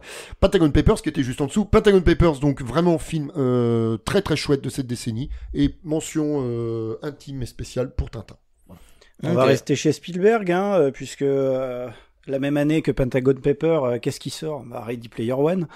Là, je rejoins plus Michael, effectivement. Qui là aussi a été un sacré événement. Et comme l'a dit en off Bertrand, c'est Papy Spielberg qui met un petit peu à l'amende tous les petits jeunes. En leur disant vous m'enterrez pas, vous m'enterrez comme l'avait fait Miller. Comme l'avait fait Miller en 2015. Voilà, c'est vraiment incomparable, je pense, ouais. C'est Papy fait de la résistance, mais il le fait vachement bien, quoi. Ouais, parce qu'il a réussi à faire quelque chose. Pour moi, c'est Papy leur met une grosse claquette derrière les oreilles, comme ça, une pichenette. Allez, c'est un petit tupercule. Va dans ton coin, va dans ton coin et reviens quand tu sauras faire des films. Bah, j'ai toujours pas vu le Tintin, mais j'ai vu le Pentagon Paper qu'il faudrait que je revoie hein, quand même pour l'occasion. Je le reverrai, c'est promis pour ma petite liste. Moi j'ai beaucoup d'affection pour Pentagon Paper. Vraiment, il m'a toujours énormément plu celui-là. Mais voilà. Après, je vous rejoins sur Ready Player One, mais il n'a pas, en dehors de son Bon Gros Géant, qui est une verrue dans sa filmographie de toute façon, mais en dehors du Bon Gros Géant, il n'y a pas de ratage de Spielberg sur cette décennie-là. Hein. C'est vraiment, je sais pas s'il a réussi à augmenter sa liste de chefs-d'œuvre, je suis pas sûr. Mais par contre, en tout cas, il a confirmé un talent monstre et puis il était toujours là, quoi. Alors c'est un petit peu moins vrai dans les années 2020, on est en 2025, il en a tourné pour l'instant que 2. Mais en tout cas, dans les années 2010, il était toujours bien présent et il en imposait toujours sérieusement le bonhomme. Voilà. Ouais, non, moi je suis d'accord avec toi. Je citerai moins, du coup, là, comme ça de mémoire, Pentagon Paper. En tout cas, il me semble plus mineur. Alors, après, j'ai bien compris que c'est une question de tes goûts personnels. Oui, et que c'est quelque chose que, voilà. C'est... Moi, sur la question que j'avais à la base pour ce thème, effectivement, je me posais plus la question de. En termes de film emblématique, voilà. Peut-être que Ready Player One emporte le morceau. Alors, mais pour moi, c'est un peut-être qui est vraiment un oui fort. Parce que Ready Player One, il arrive à faire quelque chose qui est fort pour la décennie, quoi. Un film référentiel, quelque chose que un peu les gens avaient peut-être peur de faire, parce qu'aujourd'hui ça devient un peu c'est pas forcément la mode, mais le fait de faire un film référentiel avec des clins d'œil, des choses comme ça, c'est très avec le monde d'internet et tout. Aujourd'hui tu fais des références, tu discutes, tu mets des mèmes et des gifs de références culturelles pour parler aux gens par message. Donc oui, le fait d'avoir des références culturelles dans une œuvre, c'est très très moderne, voilà. Et le fait de réussir à faire en sorte que ce ne soit pas lourdingue, que ce soit justifié, que ce soit appréciable, jouissif même parfois. Dosé au possible, ouais, en fait. Dosé, il en met la dose pourtant. Et pourtant, oui, non, c'est quand même... mais c'est la bonne. Voilà. C'est la bonne dose. Et qui arrive à emmêler ça dans un film qui a tellement cette vibe Amblin et film des années 80 avec vraiment l'ambiance que je disais, quoi, des films des années 80. On a ce méchant un peu tout nulos là qui je suis très très méchant. Voilà, qui est très très très méchant avec ce plan de méchant, puis il y a des gosses qui l'affrontent et il y a vraiment cette vibe années 80 que j'aime beaucoup mais qui est bien branlé, qui est vraiment bien branlé. Je trouve ça vraiment vraiment super bien. Est-ce que c'est un chef-d'œuvre? Je sais pas. En tout cas, c'est pour moi un grand film, surtout dans cette catégorie un peu des films grand public et tout. Genre Spielberg, il a vraiment mis à l'amende tellement de gens avec quelque chose que genre tout le monde aurait dit genre mais jamais de la vie je vais faire ça parce que c'est trop casse-gueule, je vais me faire chier dessus. Tout le monde va me dire genre c'est un film il fait référencer. Oui, mais lui il a fait ça bien. Donc voilà, oui, je suis totalement d'accord avec toi pour Ready Player One. Pour moi c'est un film c'est un exemple de ce que j'avais en tête comme film qui pourra marquer son temps, je pense. Alors du coup, je l'ai cramé tout à l'heure. Premier contact de Denis Villeneuve. Et oui, je cite un film de SF. Et oui, je cite un Denis Villeneuve. Oui, merci. Il risquait pas d'y avoir gros de concurrence de toute façon dans le reste de sa filmo. Donc vraiment premier contact, un superbe film. Qu'est-ce que t'as dit? J'ai dit petit bâtard. Voilà, non, vraiment premier contact. Alors je m'attendais pas à ça quand je l'ai vu. Et vraiment superbe scénario, histoire absolument géniale, une approche originale du film d'extraterrestre, parce que c'en est un. Il y a vraiment une recherche, à la fois esthétique, à la fois narrative aussi. Enfin, il se passe plein de trucs dans ce film-là. Vraiment, il y a vraiment. Et puis ça reste quand même un grand moment de cinoche, parce que Villeneuve, on en pense ce qu'on veut. Moi, je suis pas un fervent défenseur du bonhomme, mais il y a quand même vraiment du cinéma là-dedans. Et vraiment, premier contact, c'est assez merveilleux à ce niveau-là. Ouais. Oui, et puis il s'en sort plutôt bien avec il joue avec la chronologie, et puis on sait à quel point que c'est casse-gueule ce terrain-là aussi, et on n'est jamais paumé, et il arrive à comme tu le disais, à amener une fraîcheur, une idée fraîche dans cette SF qui est parfois où on reprend souvent les mêmes codes. Et là moi il était dans ma liste. Réflexion sur la communication, la manière de communiquer, ce que peuvent être les extraterrestres, une représentation un peu inédite, tout est... Il y a un travail monstre dans ce film, voilà. Oui, en plus, on peut pas en dire beaucoup plus sans déflorer après des choses, voilà. Mais c'est vraiment, faut le voir. Là, je pense que là, on rentre peut-être d'ailleurs avec ce film-là dans les films que je considère Ça reste subjectif. Dans les films que je considère, là on commence à franchir le cap, les films très importants dans cette décennie, qui vont peut-être marquer la décennie. Premier Contact, je pense que je le mettrais dedans. Voilà. Je suis assez d'accord dans le sens où moi je suis un bon gros défenseur de Villeneuve. J'aime vraiment beaucoup son cinéma. Et il y a d'autres films qu'il a fait dans la décennie qui me semblent en tête de liste, surtout Prisoners et Blade Runner 2049, sont des films qui pour moi, je les aime beaucoup. Mon préféré dans les trois, c'est compliqué. Bon, peut-être Premier Contact quand même, mais Blade Runner aussi. C'est compliqué de choisir. Peut-être Blade Runner en vrai quand même. Mais c'est des films qui je pense vont peut-être moins effectivement rester. Genre, je sais pas pourquoi j'ai envie de faire le comparatif, mais tu vois, Premier Contact, ça me fait presque un peu penser à un film comme Conversation secrète chez Coppola.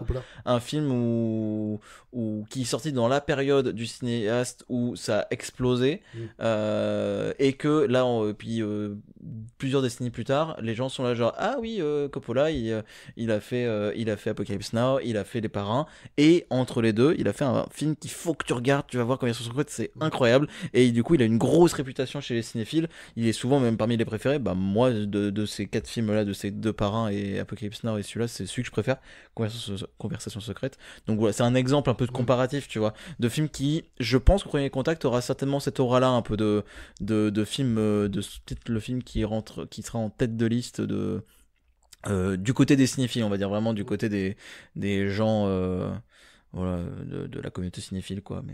Mais j'aime aussi d'autres films de ce gars-là, vraiment il a une cinématographie incroyable, donc je citerai d'autres films dans ma petite liste. Voilà. Ouais, on va revenir un petit peu sur Terre. Enfin, quoique, pour dans information, Premier la Contact, sieste ça de se passe Bertrand sur se Terre. passe très bien. Non, il dort pas. Il nous écoute, mais il dort pas. Mais il avait dit qu'il n'avait pas forcément. Et il a le droit d'intervenir. Voilà. Mais Là, j'interviens pour dire que j'ai rien à dire. Donc oui, on va retourner du côté de la France, et avec un film franco-américain, The Artist, de Michel Hazanavicius. Alors, Sid Vicious, oui, mais Hazanavicius. Oui, pardon. je pense, hein, si on veut essayer de... Hazanavicius, pardon. T'es réveillé, toi. Je choisis mon moment. C'est ça. allez, Et vas-y, ouais, du coup, moi, je pense qu'on peut pas passer outre ce film. Tout d'abord, Jean Dujardin, premier Oscar français du meilleur acteur, et le seul, il me semble. Ah oui, je confirme. Acteur, oui, mais il y a eu actrice avant. Oui, il y a eu actrice, pour Oui. ça, oui. Meilleur acteur, oui, mais avant il y avait eu Cotillard. Oui, pour La Môme, c'est ça. Il y a eu Simone Signoret aussi. Qui avait eu l'Oscar? Ah ouais, Oui, exact. Oui. C'était pour quel film? Oula. Ah là, je pose une colle. Non, C'est bien beau de la ramener, hein, les gars. Mais... Ah ouais, je sais pas. Non, mais oui. Ça faisait bien la nique aux histoires qu'il y avait eu avec à l'époque du milliardaire, justement. Oui. C'était le retour de bâton, on va dire. Mais ouais, pour moi, difficile de passer outre ce film qui, effectivement, rend hommage au cinéma muet. Et le fait très très bien avec les armes qu'il a à l'époque, en 2011. Hazanavicius, il réussit quand même à nous créer un truc qui est... comment dire, il y a rien qui ressemble à ce film dans cette décennie. Alors Oui. j'ai pas tout vu, hein. Je tiens à dire, je n'ai pas tout vu de cette décennie. Donc en tout cas, de moi, ce que j'ai vu, il y a rien qui ressemble, et tout ce qu'il fait au niveau de sa mise en scène, du scénario, c'est très très intelligent. Notamment le rapport qu'a le personnage de Dujardin avec le son. Il est pas totalement muet, ce film. Il y a des sons. Voilà. C'est un traitement en fait qui est hérité carrément mais ça rentre dans le côté hommage, parce que c'est quelque chose qu'on retrouvait déjà un peu dans le cinéma des années 30, 40, 50, où c'était très récent à ce moment-là, le passage au parlant, et du coup il y a des films qui parlent un peu de ça. On a Chantons sous la pluie où il y a un énorme rapport avec le parlant. On a aussi Boulevard du Crépuscule. c'est comme ça qu'il s'appelle le film, parce que je confonde pas de Boulevard. Boulevard du Crépuscule de Billy Wilder aussi, qui est complètement sur ce thème-là. Alors je sais plus si dans sa mise en scène et vraiment dans le film en lui-même, il y a un jeu sur le parlant, le pas parlant et tout. Ah bah clairement c'est le cœur du film. Non mais dans Boulevard du Crépuscule. Mais dans The Artist, oui, je me souviens m'être dit genre c'est génial, parce que je l'ai vu et je l'avais beaucoup aimé. Je me souviens m'être dit que c'était génial effectivement cette idée moderne de comment traiter avec le thème de un film qui se passe au moment du passage muet parlant. Ça c'est quelque chose qui a été pas mal traité dans le cinéma, mais là il le faisait de manière assez originale et en plus en plein hommage et tout. C'est super bien. Voilà, et puis les acteurs jouent enfin Jean Dujardin est une bête de scène. Enfin, pour moi, c'est un très grand acteur et il fait partie des plus grands français acteurs ever. Voilà. Donc, pour préciser, Simone Signoret a obtenu la récompense au National Board of Review 59 pour Les Chemins de la Haute-Ville. Ouais, c'était ça. J'étais pas sûr du titre, mais ouais. À quoi elle a ajouté le BAFTA de la meilleure actrice étrangère pour le même film, prix d'interprétation féminine au Festival de Cannes 59 et l'Oscar de la meilleure actrice aussi pour Les Chemins de la Haute-Ville en 60. Ouais, donc elle a fait un joli... Bravo madame. Les Chemins de la Haute-Ville. Eh bien, ça ne me parle pas. Faut que je le vois. Non plus. Non, mais je l'ai pas vu. Mais le titre, je l'avais lu à l'époque parce que j'avais lu évidemment que Signoret avait eu l'Oscar. Mais tu vois, j'étais pas certain du titre. Film britannique de Jack Clayton. Jack Clayton. Ah, les innocents. Bref. Ok. Alors, bon, là, on commence à rentrer dans du dur. Hein. Je vais citer, moi, Jim Jarmusch. Comment ? C'est qui du dur ? Je vais citer Jim Jarmusch, donc. Only Lovers Left Alive. Alors, je suis pas sûr que quelqu'un d'autre l'ait vu autour de la table. Non, je voulais le voir pour l'occasion, mais j'ai pas pris le temps, j'en suis alors, on parlait de la musique, décidément, toujours, et encore, s'il y a bien une BO qui est en adéquation avec les images, avec l'ambiance, l'atmosphère, enfin, c'est ce film-là. Voilà. Voyez Only Lovers Left Alive, qui est un film de vampire, parce que finalement, c'est un film de vampire assez original dans son traitement. Voilà, moi j'ai vu quelques Jarmusch, j'avoue que si je devais en retenir qu'un, ce serait celui-ci, et je l'ai vu plusieurs fois en relativement peu de temps, et c'est un plaisir absolu. Film où il se passe pas grand-chose, mais qu'est-ce que je prends plaisir à rentrer dans l'ambiance, l'atmosphère, l'esthétique du film, c'est un bonheur, ça ne s'explique pas complètement, j'adore ce film, voilà, c'est tout. C'est à ce moment-là que je me place face à Quentin, que je le regarde dans les yeux. Ah, je sais de quoi il va parler. Et que je lui cite Your Name. Merci. Voilà, de Makoto Shinkai. Makoto. J'ai dit Makoto. Mokoto, tu as dit. Mokoto. Tu l'as ton film. Enfin, bon, moi, je dis ça, je dis rien. Pardon. Je rigole. Évidemment. Your Name, qui est pour moi une des plus belles histoires d'amour que j'ai pu voir, si c'est pas la plus belle. Voilà, je l'ai à peine vu qu'il était déjà dans mon top 5 de mes films préférés. Bon, après, je l'ai vu qu'une fois. Non, franchement, moi, ce film m'a retourné, il m'a bouleversé. Il m'a donné une patate parce que moi, j'avais eu beaucoup de retours sur le fait faut que t'ailles bien quand même pour le regarder. Alors, en voyant ce film, je n'ai pas compris ce bon, genre on pourra de en parler choses. en off parce qu'on va pas débattre en détail. Mais moi, enfin, c'est fantastique. Ça m'a retourné et je pense que ça n'a pas retourné que moi. Non, le film a fait un événement énorme. Hein, voilà. Donc, oui, ça a lancé la carrière de Shinkai d'une manière énorme et depuis il est devenu un peu un incontournable. Quand il sort ses films maintenant, il fait partie de ces cinéastes d'animation japonais où on attend chacun des films avec impatience et Your Name c'est son plus grand film, c'est son chef-d'œuvre. Il a fait 2 autres très bons films depuis, mais Your Name c'est immense. Pour moi, c'est effectivement un film très très important de la décennie, surtout dans le domaine de l'animation. Dans l'animation précisément, il fait partie des 2-3 trucs qui sont vraiment les plus majeurs et importants. Et moi qui suis très passionné par le monde des rêves et tout, et par le traitement que le film en fait, c'est génial. Donc oui, Your Name, je te suis à 100%. Voilà, à toi mon copain. Donc effectivement, sur les 6 qu'il me reste, on va rester du côté asiatique. Je vais citer Mademoiselle de Park Chan-wook. J'avais envie de citer un film de ce cinéaste qu'on aime beaucoup globalement autour de la table. Et j'ai bien dit globalement. Non, mais de toute façon, toi, depuis tout à l'heure, tu te tais, tu vas continuer. Donc, voilà. Non, Mademoiselle, qui est vraiment, en fait, ce que je trouve original avec ce film, c'est que c'est une proposition de cinéma qui pourrait presque être un film européen, de par son histoire, de par sa structure narrative, ça pourrait tout à fait être européen, sauf que bah non, c'est un film sud-coréen, avec une esthétique, en plus on est dans du film historique, ce que Park Chan-wook n'avait pour ainsi dire pas fait jusque-là. Bon, comme d'habitude, il y a une espèce d'alchimie image-musique assez forte, mise en scène absolument remarquable, mais comme toujours avec lui, et puis bah le film est absolument sublimement beau.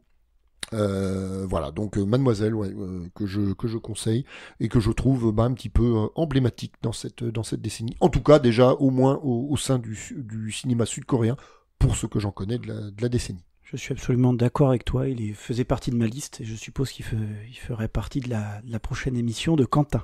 Évidemment. Voilà.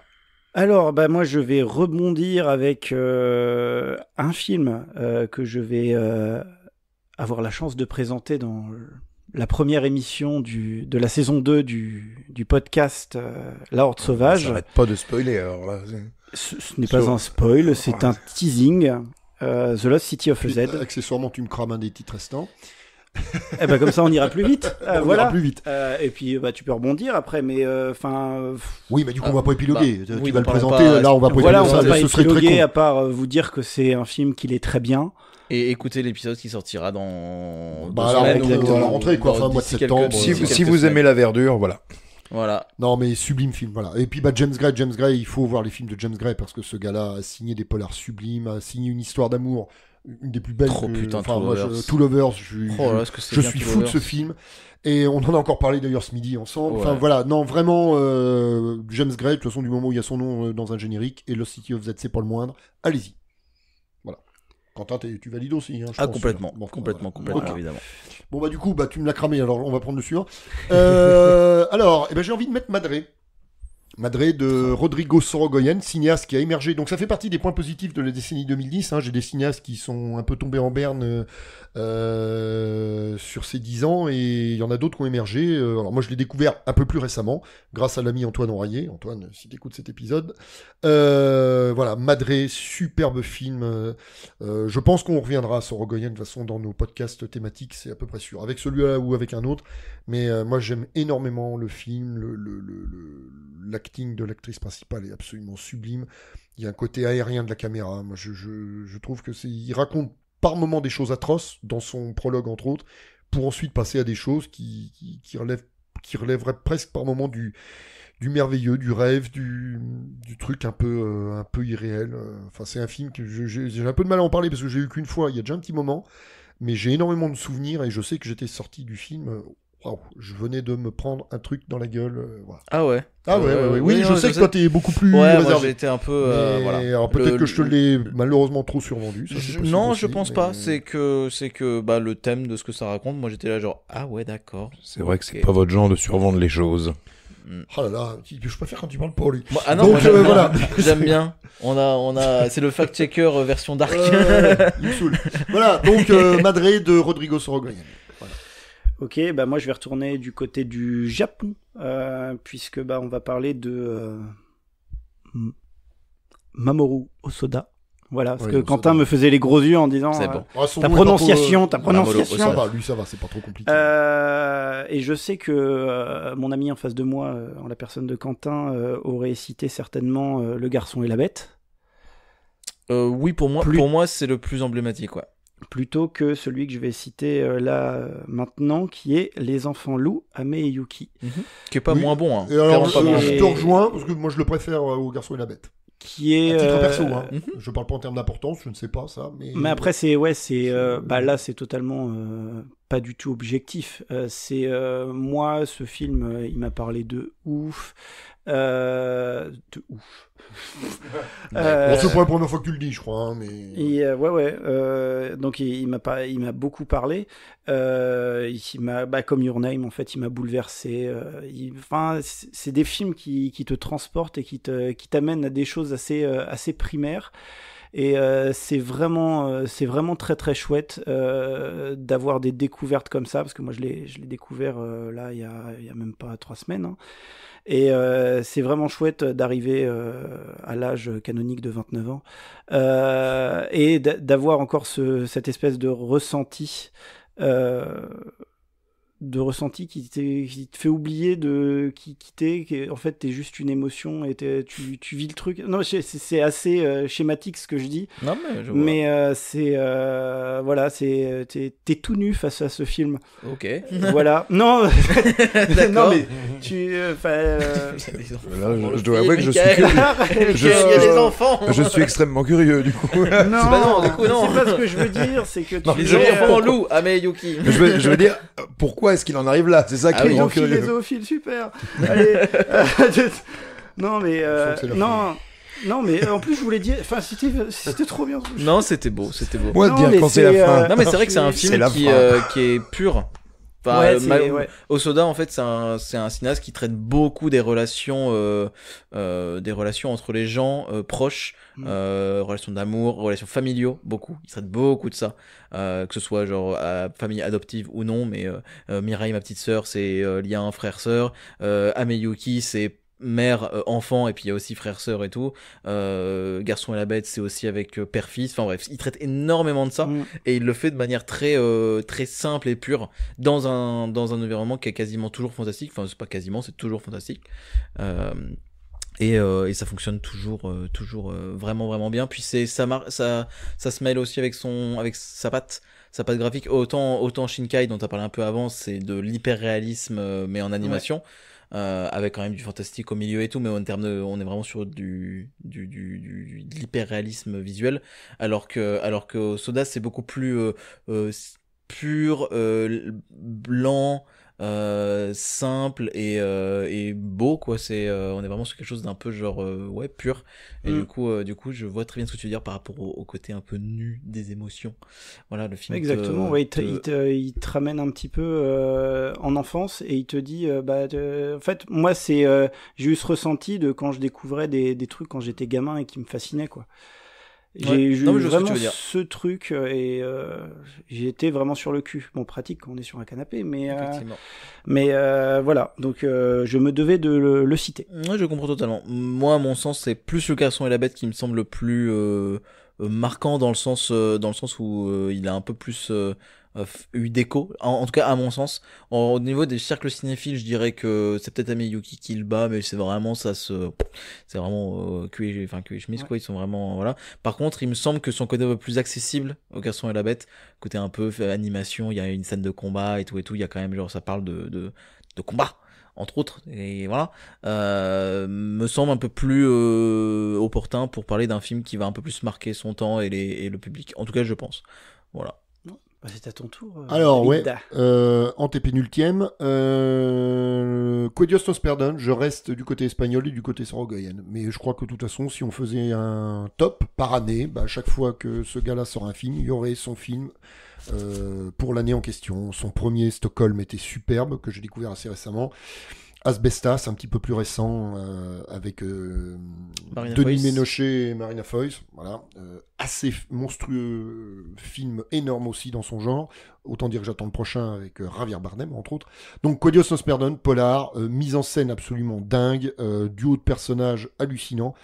Une tension phénoménale dans le film, c'est beau, c'est bien foutu, les personnages sont complètement atypiques, il y a vraiment, je pourrais en parler très longtemps, comme il n'est pas exclu que celui-là finisse dans un podcast, j'épiloguerai pas, mais vraiment Sorogoyen, ça a été une de mes grosses révélations en termes de cinéaste, une de mes grosses révélations de ces 2-3 dernières années. 3 dernières, ça fait 3 ans maintenant. Encore une fois, merci Antoine de m'avoir fait découvrir ce cinéaste-là. Voilà. Donc, j'arrête là. J'en ai cité 2 de lui. Il n'y en aura pas d'autres. Voilà. J'ai préféré. C'est les 2 seuls que j'ai vus de lui et j'ai une préférence pour le polar. Quedios nos perdon. Ouais, Madrid. Alors je crois moi aussi. Si je devais vraiment les départager, moi aussi. Mais franchement, moi chacun de ces films, même El Reno, où on retrouve un des acteurs d'ailleurs de Quedios nos perdon, j'ai vu ces 5 films. Je crois qu'il y en a un qu'il a co-réalisé avant Stockholm. Enfin, moi, pour l'instant, c'est un sans faute absolue. C'est vraiment un immense cinéaste, ce gars-là. Donc, à suivre. Voilà. Eh bien, moi, je vais citer certainement un de mes réalisateurs préférés, en la personne de Monsieur Guillermo del Toro. Ah bah ça fait longtemps qu'on l'avait pas cité. Voilà, avec son film La forme de l'eau. Incroyable, ok. Voilà, parce que moi, j'aime beaucoup. Je sais que il fait débat. Au sein même autour de la table, parce que moi, oui, voilà. Alors, tu as raison, je pense, en termes le côté emblématique. Il a eu des prix, il a eu des... Voilà, tu as peut-être raison de le citer surtout à ça, ce niveau-là. En fait, c'est la consécration pour Del Toro. Voilà, c'est ça. Oui, on le reconnaît comme un grand réalisateur. C'est un petit peu c'est un petit peu la liste de Schindler pour Spielberg. Pendant 20 ans, on a dit ce gars-là, il amuse la galerie. Oui, voilà, il fait Schindler et on lui file des Oscars. C'est un mec, c'est un film qui met parce qu'il amuse tout le monde d'accord. Je viens de dire justement qu'il divisait juste avant, mais là j'ai dit qu'il met tout le monde d'accord. En tout cas, le grand public entre guillemets, c'est plus, c'est en général plus discuté sur les cinéphiles.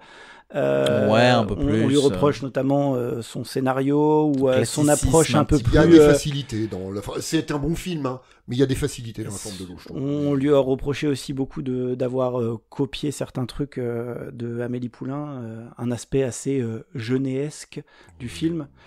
Voilà. Non, mais voilà, c'est. Oui, je sais, on en a déjà parlé, je crois. Mais voilà. Mais pour moi, c'est une très belle histoire d'amour.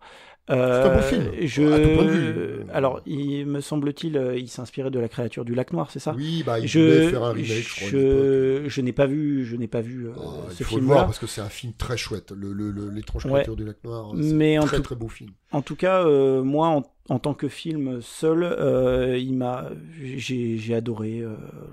C'est la sempiternelle histoire de La Belle et la Bête, mais ça marche, c'est beau. J'aime l'amour. Voilà. Pour un gars qui détestait, alors mais je prends note, du coup, effectivement. Non mais je prends note parce que là maintenant ça commence à être officiellement acté. Et il y a encore quelques temps, Mika nous disait bon, les comédies romantiques, j'aime pas, ça me parle pas.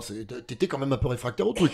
Et c'est vrai que là maintenant, tu nous dis quand même, tu nous affirmes le contraire. C'est qu'il osait pas le dire. Non mais c'est acté. Voilà. Okay. Mais ça me va très bien. Pas forcément, mais c'est juste que j'ai pas forcément vu les bons films au bon moment. Non. De quoi? Non, rien. Mais arrêtez de vous foutre de moi. Non, à chaque fois que je dis un truc un peu sérieux, vous me chiez dans les bottes. Mais là. Non. Ta gueule. Ouais, voilà. Il est moins bien que celui de l'autre fois. Bref. Oui. Mais en tout cas, La forme de l'eau, c'est chouette et j'aime beaucoup et je pense que c'est un film qui marque cette décennie. Je suis d'accord. Quand tu m'as dit Del Toro, j'étais persuadé que t'allais citer Pacific Rim, du coup. Non. Mais on va pas faire que ça.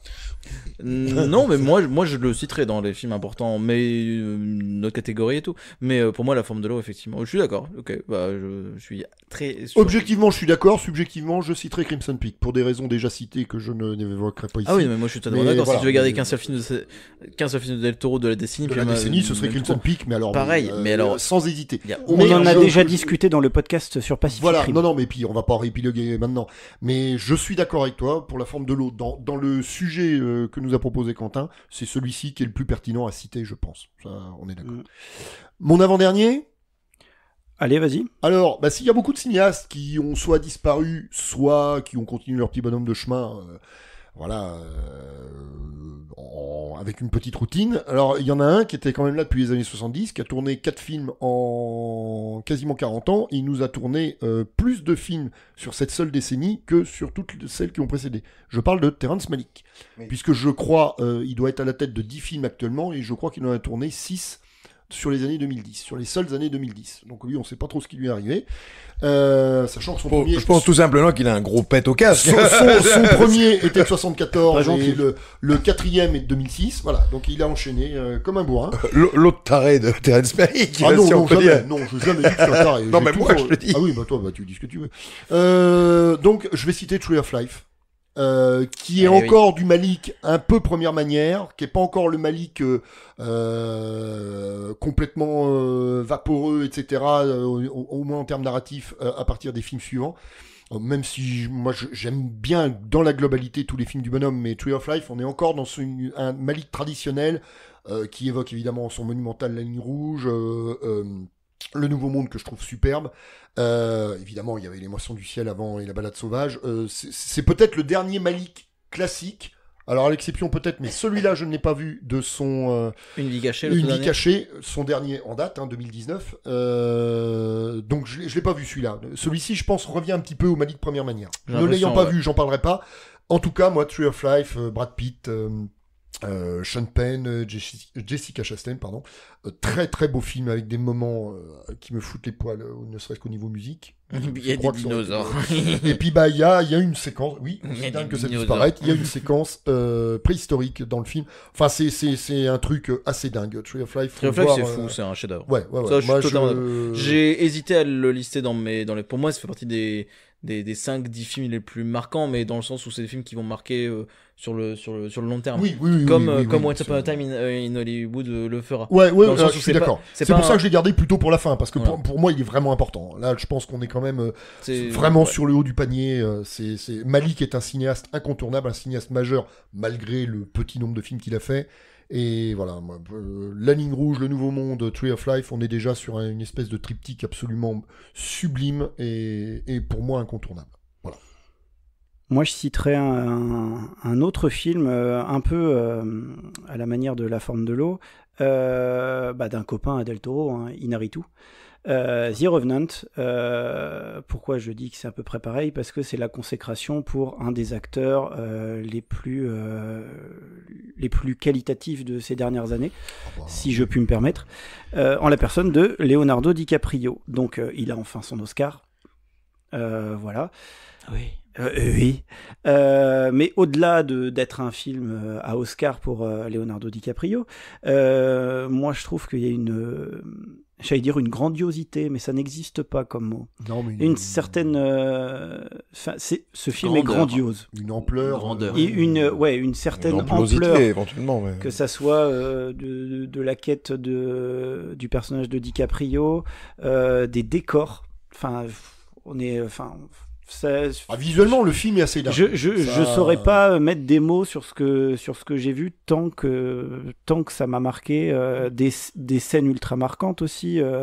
Comment ne pas parler de la scène de l'ours en parlant de ce film. On l'abordera à un moment dans l'émission. C'est un film que je veux traiter. Donc on le survole vite fait. Mais en tout cas, The Revenant est important. Ça me ravit d'avance. Est important, et même si toi tu ne le tiens pas forcément dans ton cœur, mon ami. Non, je m'en suis jamais caché, et puis je crois même l'avoir dit parce qu'on l'a déjà évoqué au détour d'une discussion dans un podcast, je crois. Il me semble bien qu'on en a parlé de The Revenant. Enfin bref, non, c'est pas un film que je porte au nu, loin de là. Mais de toute façon, j'ai un gros problème avec le cinéma d'Inarritu. Contrairement à ses deux potes, Del Toro et Cuarón. Ah oui, non, Inarritu, j'ai du mal aussi de manière générale. Ah oui, d'accord. En fait, il y a des films que j'arrive à apprécier, Birdman et The Revenant. Les autres que j'ai pu voir m'ont globalement un peu fait chier, pour être sincère. Donc oui, non, il a un cinéma qui est un peu chelou, quoi. Mais Birdman, j'ai réussi à accrocher. Et The Revenant, j'ai découvert Inarritu avec The Revenant et j'ai même pas, j'ai pas découvert un cinéaste, j'ai découvert un film, et c'est plus tard que j'ai découvert qu'il avait un style un peu particulier. Et c'est vrai que quand je revois The Revenant, je me rends compte effectivement que c'est un cinéma qui est un peu, voilà, mais à part quelques séquences par-ci par-là, un peu ésotériques, un peu chelou, sinon le film est plutôt linéaire et ça Ah bah non, mais le film est accessible. C'est sûr que par rapport aux autres que j'ai vus de lui, c'est accessible. Birdman, moi je trouve ça assez imbouffable. 21 grammes. Heureusement qu'il y avait Naomi Watts. Non, enfin moi son cinéma me parle pas. Très honnêtement. Alors il y a un talent, enfin il y a un savoir-faire dans la manière de filmer. Il conçoit Birdman, plan séquence de dingo, enfin des dispositifs absolument fous au niveau mise en scène. Ça là-dessus il y a pas de problème. Mais c'est qu'à un moment donné ça fait pas le tout non plus. The Revenant, au niveau mise en scène, The Revenant est extrêmement réussi. Là-dessus c'est incontestable. Mais enfin, il y a d'autres trucs qui vont avec, et moi, ce qu'il raconte, j'en ai à peu près rien à secouer. Donc, c'est du coup, et le film en plus se paye le luxe d'être très long. Alors moi, un film très long qui me raconte un truc dont je me fous, forcément, le résultat, il est pas bon à la fin. Donc, voilà. Eh bien, écoute, ma chère vipère, tu cracheras de nouveau ton venin lorsque je le traiterai. Aussi, mon copain. Voilà. Et donc, ton dernier film, mon ami ? Mon dernier film, parce que je devais le citer, évidemment. Et c'est vraiment un film que je considère comme extrêmement important dans la décennie. Là, pour le coup, c'est Tu ne tueras point de Mel Gibson. Donc, il en a fait qu'un. C'est dommage parce que c'est surtout qu'il est quand même, il se fait extrêmement rare. Moi, c'est un cinéaste que j'aime énormément, dont on parlera à un moment donné, je pense, dans La Horde Sauvage. Moi, pour moi, ce n'est pas qu'un très grand acteur des années 80-90, même une partie début des années 2000. Bertrand nous avait proposé Sing, où il avait le rôle principal. Tout à fait, oui. Mais c'est un acteur que j'aime énormément. J'ai découvert l'acteur avant de découvrir le réal, et le réal, en fait, je me le suis pris dès Braveheart, que j'avais vu en salle à l'époque. 6 films au compteur, au moins 4 que je trouve absolument monumentaux, et dont Tu ne tueras point, qui est pour moi un immense film. Et voilà, je dirais rien de plus dessus. Hein. Oui, on aura l'occasion d'en parler, je pense. Voilà, on en Moi, parlera. Ça peut être une bonne porte d'entrée pour aborder l'œuvre de Gibson, mais moi vraiment, c'est un film que je trouve assez grandiose, à tout point de vue. Voilà. Et vivement qu'il revienne aux affaires après sa petite récréation Flight Risk en début d'année. Voilà. Eh ben je vais clôturer cette liste avant que Quentin clôture le podcast. Comment ne pas parler de cette décennie ? Là, je vais plutôt me recentrer sur un acteur. Comment ne pas parler de cette décennie sur l'un des acteurs les plus prolifiques de cette décennie. À son palmarès, il a 25 films. Pas que du bon. Même pas, voilà. Toujours dans le top 3 des acteurs les mieux payés de l'année à chaque fois. Je peux pas... pour moi, on peut pas parler de la décennie 2010 sans parler du People Champ.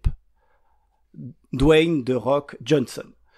Voilà, alors c'est à ce moment-là que tous mes collègues se prennent... J'ai tes notes sous les yeux depuis 2 heures, voilà, j'ai eu le temps de me préparer. Tu veux citer quel film ?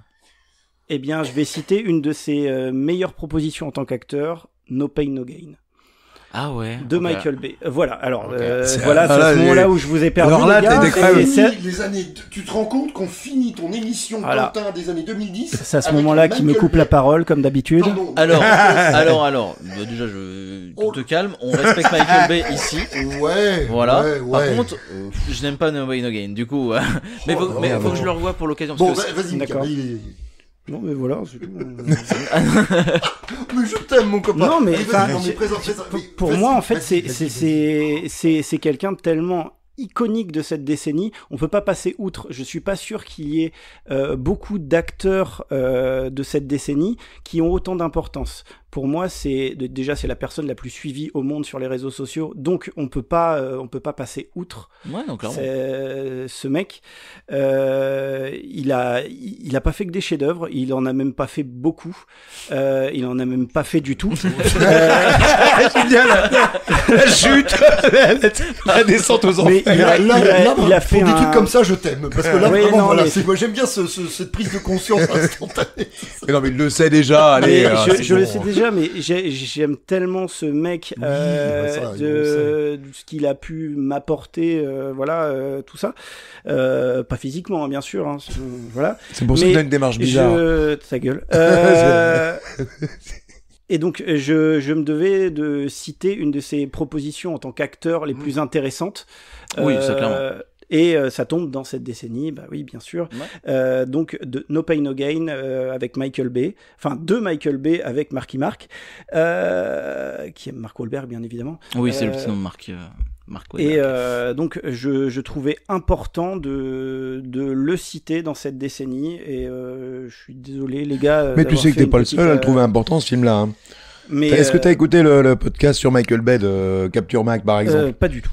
Oui, mais enfin, il vénère à moitié. Capture Mac, mais très ce film-là, ce film-là est pour eux le meilleur de Michael Bay et le meilleur de Dwayne Johnson. Ouais.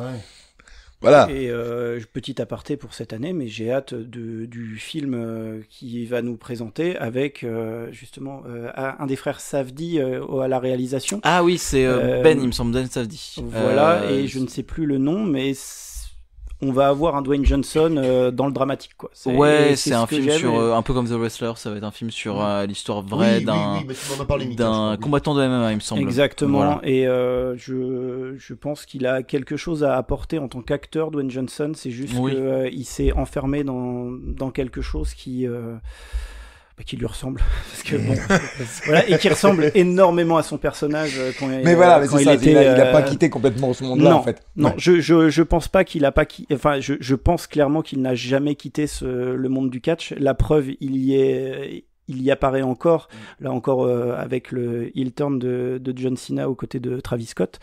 Oui, les portes interdites, tout ça. Ça ne parle à aucun de mes collègues, mais moi ça me parle. Ça me permet de faire une petite aparté sur le catch et une des personnes que j'aime le plus sur cette planète, en la personne de Dwayne Johnson, en tout cas la personnalité. Voilà. Et c'était important de le citer. Voilà. Bah, je sais que No Pain No Gain a une très très bonne cote de popularité. Les gens l'aiment beaucoup. Il y a vraiment un truc de mais tu sais, Michael Bay c'est pas que de la merde. Hein. Il a fait aussi No Pain No Gain. Voilà, beaucoup de cinéphiles qui vont se targuer un peu de ça. Et bah, moi, je fais partie des gens qui sont plutôt à l'inverse. J'aime Michael Bay. Je trouve que c'est un cinéaste d'action incroyable. Qu'il n'avait pas vraiment fait de chef-d'œuvre. Hein, ça, j'en suis d'accord. Hein. Non, mais ça, on est d'accord. Après, tout n'est pas mauvais. Hein, tout n'est pas catastrophique. Faut pas déconner. Mais moi, Michael Bay, même un top 100 des meilleurs cinéastes, il est pas dedans. Hein. C'est sans problème. Je pense que je le mettrais. Je sais pas. C'est là, pas. Là, j'avoue que non. Non, c'est un gars que Qui j'aime. fait des top 100? Non, mais je prenais top 100 exprès. Non, mais c'est que lui, ils en sont machine, capables le de mec. faire 100 réalisateurs, là. Bah, J'ai ça déjà se fait. fait un 40 sur Ça se fait, ça se il y a fait. 2 ans. Donc un top 100, ce serait envisageable. Ça se fait, Mais ça se bon, fait. Non, mais voilà, moi c'est un cinéaste que j'aime bien parce que je trouve que c'est un. Moi, je suis un rabat-joie, mais vous êtes vraiment des psychopathes. Hein, pas de problème. Ah, bah, ça fait une moyenne. Non, mais moi je trouve que c'est un cinéaste très intéressant qui est maître dans ce qu'il sait faire, c'est-à-dire du gros boom, mais bien faire. Et on dit Michael Bay, trop de la merde, machin, ciné un peu décérébré. Et quand on regarde, je trouve Mais il a que fait rock. c'est Bah oui. Il a fait rock. Bon. voilà. Alors bon. Qui est pas un de ses meilleurs. Je suis pas Bah, un moi, si j'aime grand, bien rock, moi. pas si grand. Il est adorateur. drôle. Le côté régressif, moi j'aime bien. Moi, Mais bref, d'ailleurs, un jour je présenterai peut-être Ambulance, le tout dernier, que je trouve vraiment super. Enfin, je sais pas s'il a fait d'autres films depuis, mais Ambulance c'était vraiment très bien. Bref, No Pain No Gain, faut que je le revoie pour l'occasion, et je sais qu'il a une très bonne cote de popularité, du coup je comprends totalement que tu l'aies cité. Donc faut que je le revoie, je te dirai ce que j'en pense. Bah non, j'écouterai tes émissions, je ferai comme nos chers auditeurs. Non, voilà. Ah ouais, on aura le plaisir d'écouter des trucs, les copains de la Horde qu'on a pas fait, on aura le plaisir Et de oui, découvrir. c'est ça. Oh, Ah là là là là là. Exactement. Mais c'est voilà, trop cool ça. pour arriver un peu à une conclusion, donc on a quand même fait un listing. Je voulais un peu éviter le côté listing, mais on a quand même fait un gros On a listing. fait, puis on a fait un gros listing. Ce qui était fatal vu la méthode. Mais... On peut quand même faire une espèce de conclusion en disant que en fonction de comment on voit les choses, on peut les goûts sont toujours en fonction des gens. Ça peut être des films qui nous marquent parce que on les aime. Ça peut être aussi parce qu'on essaye d'avoir une espèce de regard un peu sur le fonctionnement de l'industrie du cinéma. Moi, j'essaye d'avoir un regard un peu sur les deux, mais il y a des choses intéressantes quand même dans ces décennies. Plein de choses. On a cité quand même pas mal de films. Il y en a d'autres qui sont à citer. Il y a des choses que les gens doivent avoir en tête. Là, évidemment, j'en parlerai très certainement durant mon émission dédiée. Mais voilà, je pense qu'on a fait globalement le tour. On a quand même cité nos trucs. On a cité pas mal de pistes aussi. C'est-à-dire que là, déjà, rien qu'avec celle-ci, avant même que les gens puissent profiter de tes émissions à toi, ton découpage à toi, voilà, on a quand même cité pas mal de titres. C'est cool. Ouais. Il y a quand même des choses... Voilà, par rapport au côté négatif que j'ai pu apporter en début d'émission et que j'ai quand même tempéré en citant malgré tout des trucs, hein, tu vois, je me serais pointé en disant c'était pas bien, j'ai pas de titre à citer, t'aurais Oui, pu mais dire. en même temps, C'est exactement ce que j'ai fait d'ailleurs. J'ai dit c'était pas bien et j'ai absolument rien proposé. Ouais, super. Il me semble quand même que je dois corriger un truc. Il y a 2 films qui m'ont beaucoup plu dans les années 2010. Dis-moi. Non. Non. 2 films du même réalisateur. Ouais. 9 mois ferme et Au revoir là-haut d'Albert Dupontel. Oui. C'est vrai qu'on n'a pas cité du Qui font date quand même. Oh, Enfin, oui, le oui. premier plus pour moi parce que je sais qu'il fait pas l'unanimité, mais Au revoir Ah, là-haut. Au revoir là-haut, c'est vachement 9 bien. mois ferme, pour moi, c'est un de ses meilleurs, hein, sans problème. Et Au revoir là-haut, c'est un chef-d'œuvre. Je le Ouais, citerai ouais, c'est- Oui. sans C'est problème. vachement bien. Oui. Oui, Vive complètement. du Pontel. Complètement. Oh bah si on termine là-dessus, c'est nickel. Voilà. Ah oui, bah c'est. Oui, voilà. C'est bon, on finit pas sur Michael Bay. Vous Non, êtes ça va, contents je suis mieux. J'ai Ah. fini de transpirer, là, Le j'en grognon, commence à là. souffrir. On dit merci Ouais, qui Ouais, merci Bertrand. Ouais, enfin, il t'a fallu 1 heure plus. Je presque veux dire, 2 c'est qu'il heures faut pour- arriver à en placer une, les gars. Oh là là là là là là.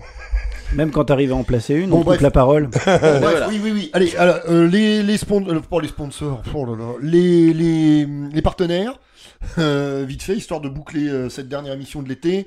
Un petit coucou à l'ami Claude Turier qui a fait nos caricatures que l'on peut voir sur certaines pages de nos réseaux, de la Haute Sauvage, en l'occurrence. Sur comment ça s'appelle, YouTube. Merci de votre aide, les gars. Petit coucou à Non, je t'écoutais pas. un petit coucou à Martin Vagnoni et Antoine Royer, que j'ai remercié d'ailleurs tout à l'heure. Les copains de Format Respecté. Nous faisons Format Respecté depuis 8 ans et nous reprenons à la rentrée normalement pour une 9e année sur les ondes de Radio Balistique. Ne pars pas si vite, les gens viennent de redescendre de la montagne, il faut qu'ils se réhabituent au Voilà. niveau d'oxygène. Et puis Oui. il reste les CGR, Stéphane Castro, directeur des CGR de Châteauroux. Nous reprenons là encore, probablement à la rentrée, les présentations des plans cultes, cycle de 4 films autour de thèmes, un petit peu comme pour nous. Je présente en général le premier film de chaque cycle, c'est de septembre à juin, 5 cycles dans l'année normalement. Voilà, donc coucou à tout le monde et merci aux uns et aux autres en tant que partenaires amicaux. Et puis merci à ceux qui nous écoutent. On espère que vous avez passé un été sympa avec ces émissions un peu différentes en termes de format, Ouais.